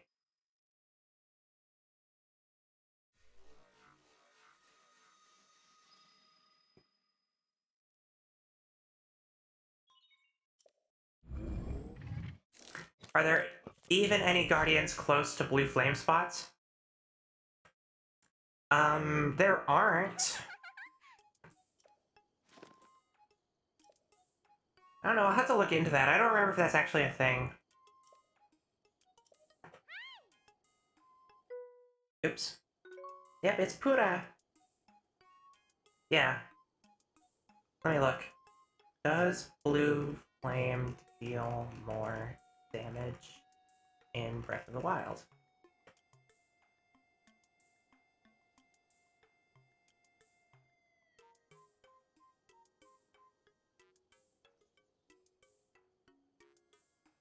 Yeah, I actually don't know. She's my size, yep. Kudra is also very smart. So, now we can take pictures.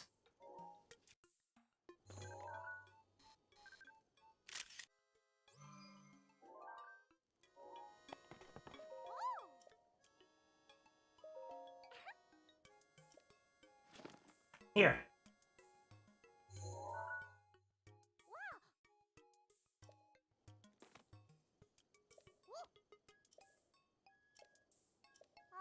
It's not just a pretty girl in these images, there's also some old landscape photos stored in the album. I know Zelda made frequent use of the camera feature. There's a strong possibility that you accompanied her to all the places where these pictures were taken.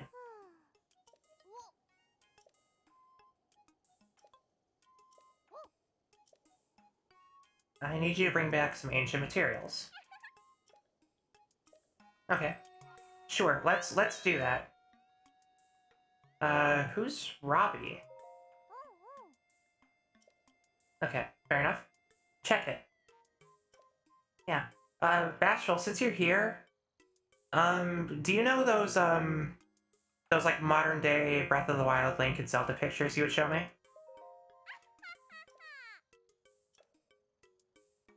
Three ancient screws, three ancient shafts, and three ancient cores.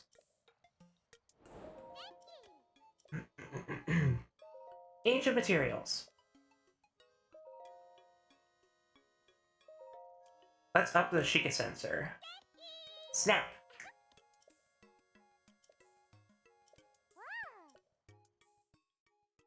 Yeah, I'm not taking anything. I remember reading something about that, but maybe that's just a rumor.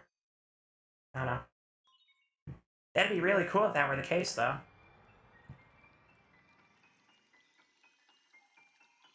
Maybe someone should test that. Maybe I'll test it. I have like a 400-hour file on my Wii U that I can use to test things like that. Okay. Sheikah Sensor Plus is big because that lets me find items I really need. Yeah, you know about that. Can you post one of those pictures? Can you post some of that art? Because I think people in this chat would really appreciate that.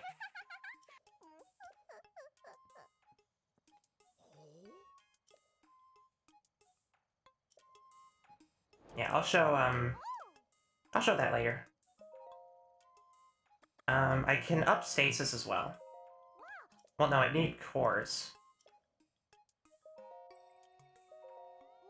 Okay, and I need shafts as well.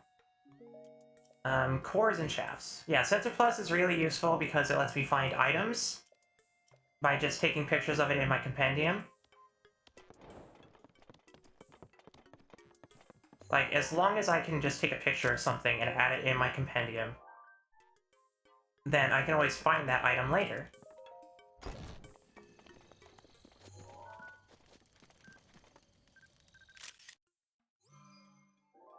Yeah, if you know where if you still have that art on standby, can you post it here? Mods have permission to link that stuff. And again, a lot of people in this community would probably really like those pictures.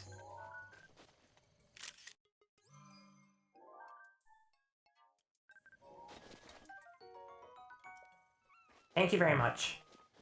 Let me make sure that it's the right one.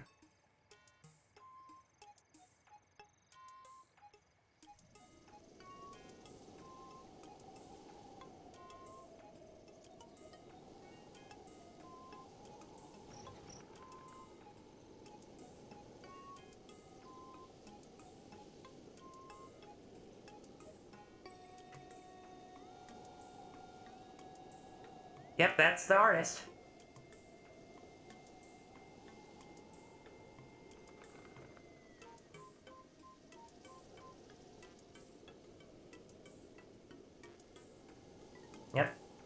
they make some really good art. I love their work.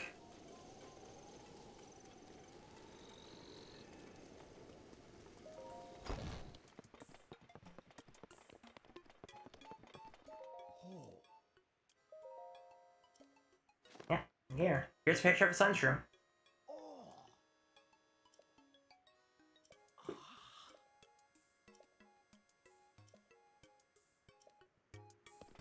Okay. Go get more sunshrooms.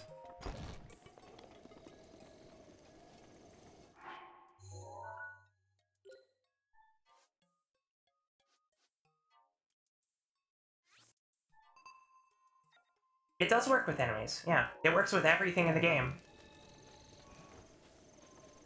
Okay, this way.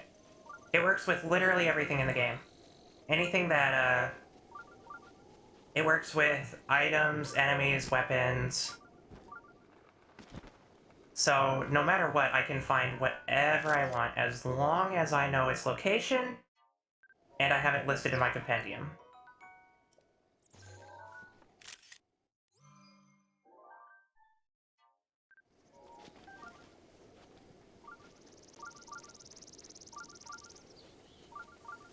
You're just gonna be hearing this, though, every so often. I missed my chance to get them in the compendium. Ooh, but I can get this. I will be going for full pictures. I know it can be kind of difficult, but, it's not impossible. As long as I just remember to take the pictures.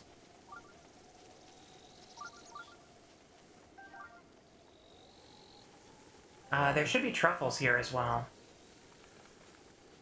Yeah, it doesn't work with cooked stuff.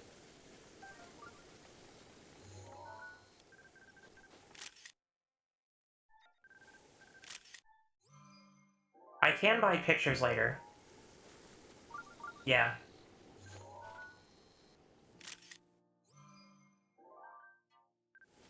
Once I get all of the upgrades in the game, or once I get all of the slate upgrades, it'll let me buy... It'll let me just auto-fill in stuff. I have to buy, and I don't think I get a choice in what it fills in. So it's a good idea to just get stuff that I know I can find. And fill out the rest later if I just let me try that again. If I'm having issues finding stuff. Because a lot of stuff is super easy to find, and then there's other things that are like one of a kind or really obscure. So... And there's also just some things that are total nightmares. That didn't register in the compendium. There we go. That picture, I feel, is very embarrassing for the frog.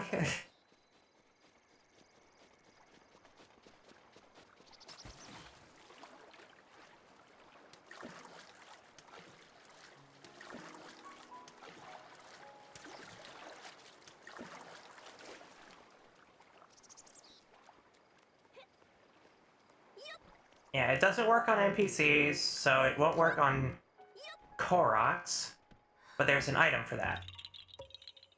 Which we'll get to when we actually start covering expansion stuff. Yeah. How do you feel about that? Stop hiding all the stuff. But it's going to be really helpful to just take pictures of everything. If possible.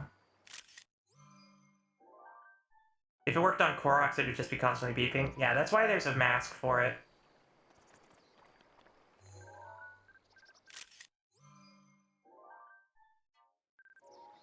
There's some stuff that's, like, impossible to take pictures of, though. Like, they're so small.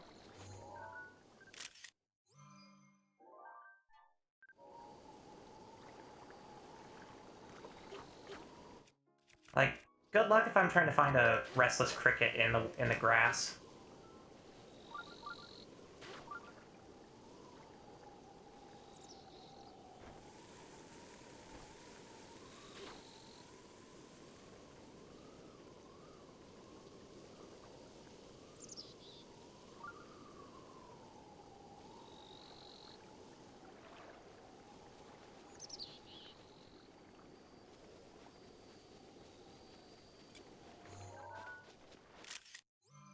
Hetero cow.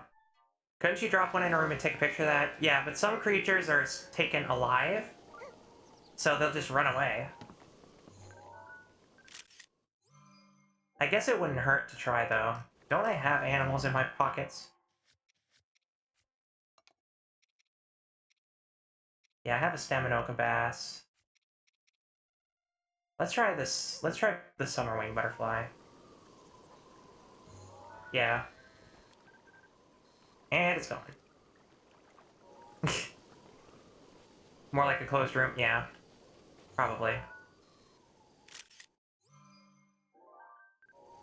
I'll try it with my darners.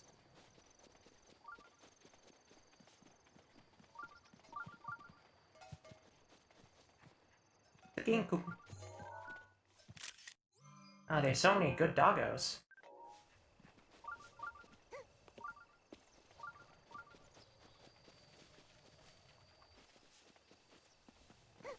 Yeah, I don't think you can drop them because you don't kill them.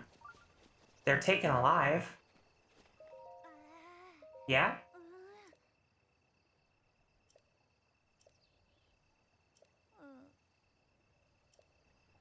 Hmm. Sheep rustlers, okay. Now let me try releasing a bug in here and seeing what that does.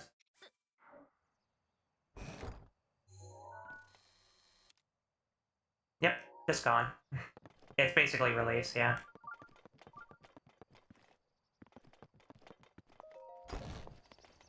Okay, let me go ahead and turn off the sensor. So it stops beeping at me.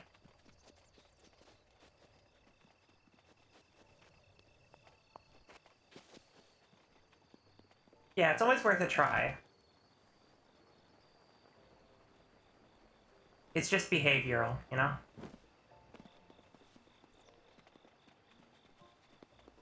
I'm sorry? Okay, this is getting ridiculous.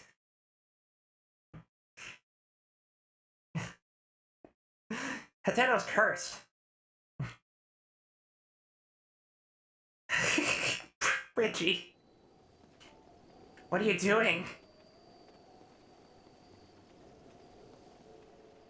I think that's a sign that the game is, I think it's time to stop playing.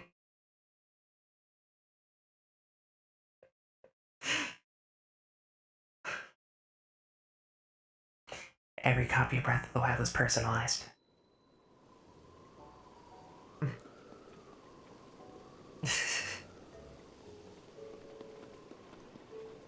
That's funny.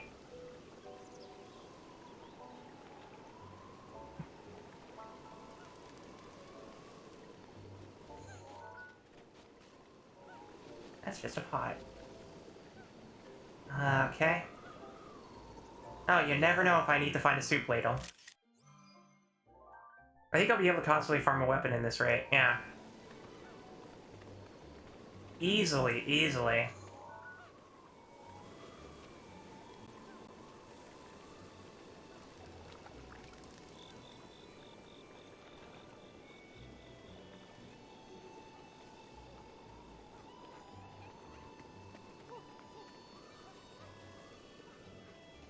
I can't remember if this is a thing I can do, but it wouldn't hurt to look. I can do it to these.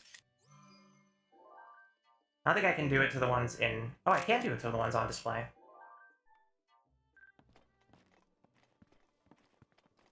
Well, except for those ones. I bet this guy doesn't really like me very much. I'm just taking a picture of his inventory. I mean, like, hey, do you mind if I just use this to find it myself? It's like, what are you doing? No, get out of here.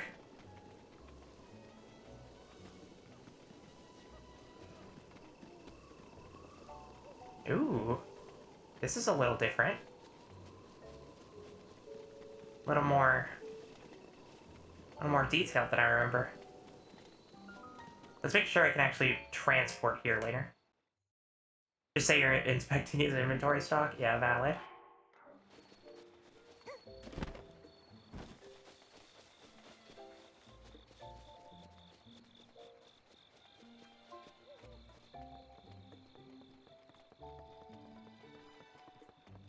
There's just something going on in, There's just something going on in whenever I activate the level transition for this. That it's like, this town is gonna hit 90% CPU. We need to hit a blood moon to reset everything.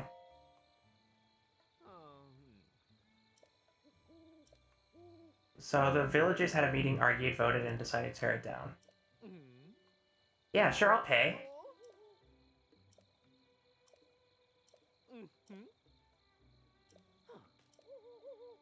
30 wood bundles, 3,000 rupees.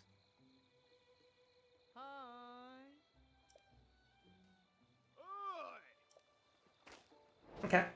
Sounds good. Hylian homeowner.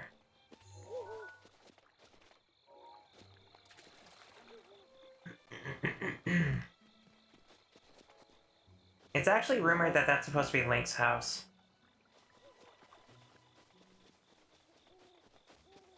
I like that theory quite a lot. That it did used to be Link's house, and, you know, the house is just there for 100 years, and people are just like, nobody's been in there for a long time, just tear it down. Is there anybody who would argue? Oh, I need to be really close to get pictures of the firebugs. Yeah, it's funny that he's just rebuying the house.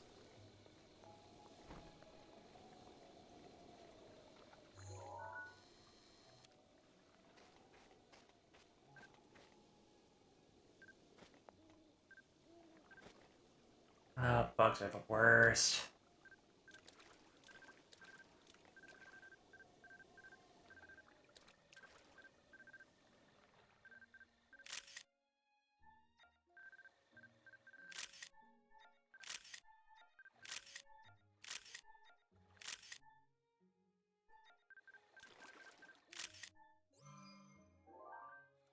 Yeah, if it's just a question mark, it doesn't count. It has to be the name showing up.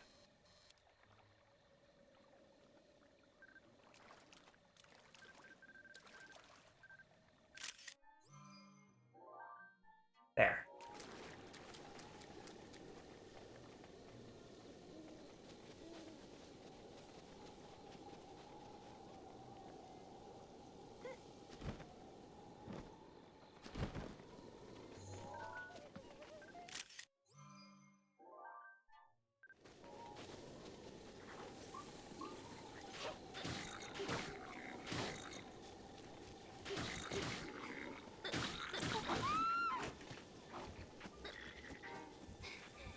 We haven't actually been in a legitimate fight in almost 2 hours.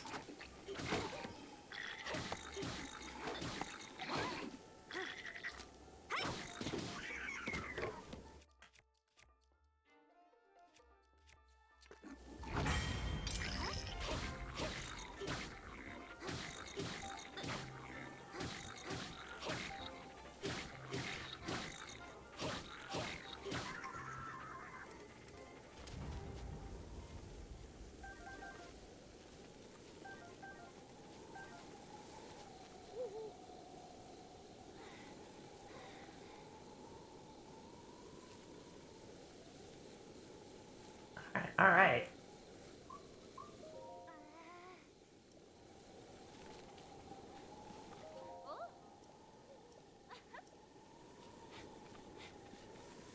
Alright, well, you all have fun with that.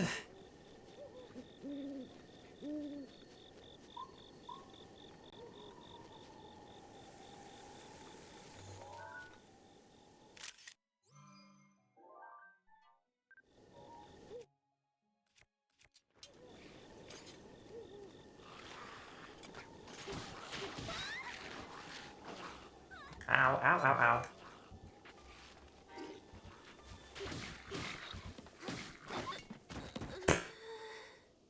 I don't think I've ever been bodied by a pitchfork, but that's a first.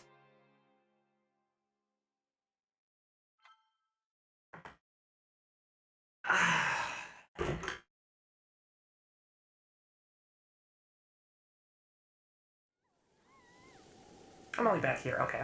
That's fine. I believe that's a good place to end it, actually.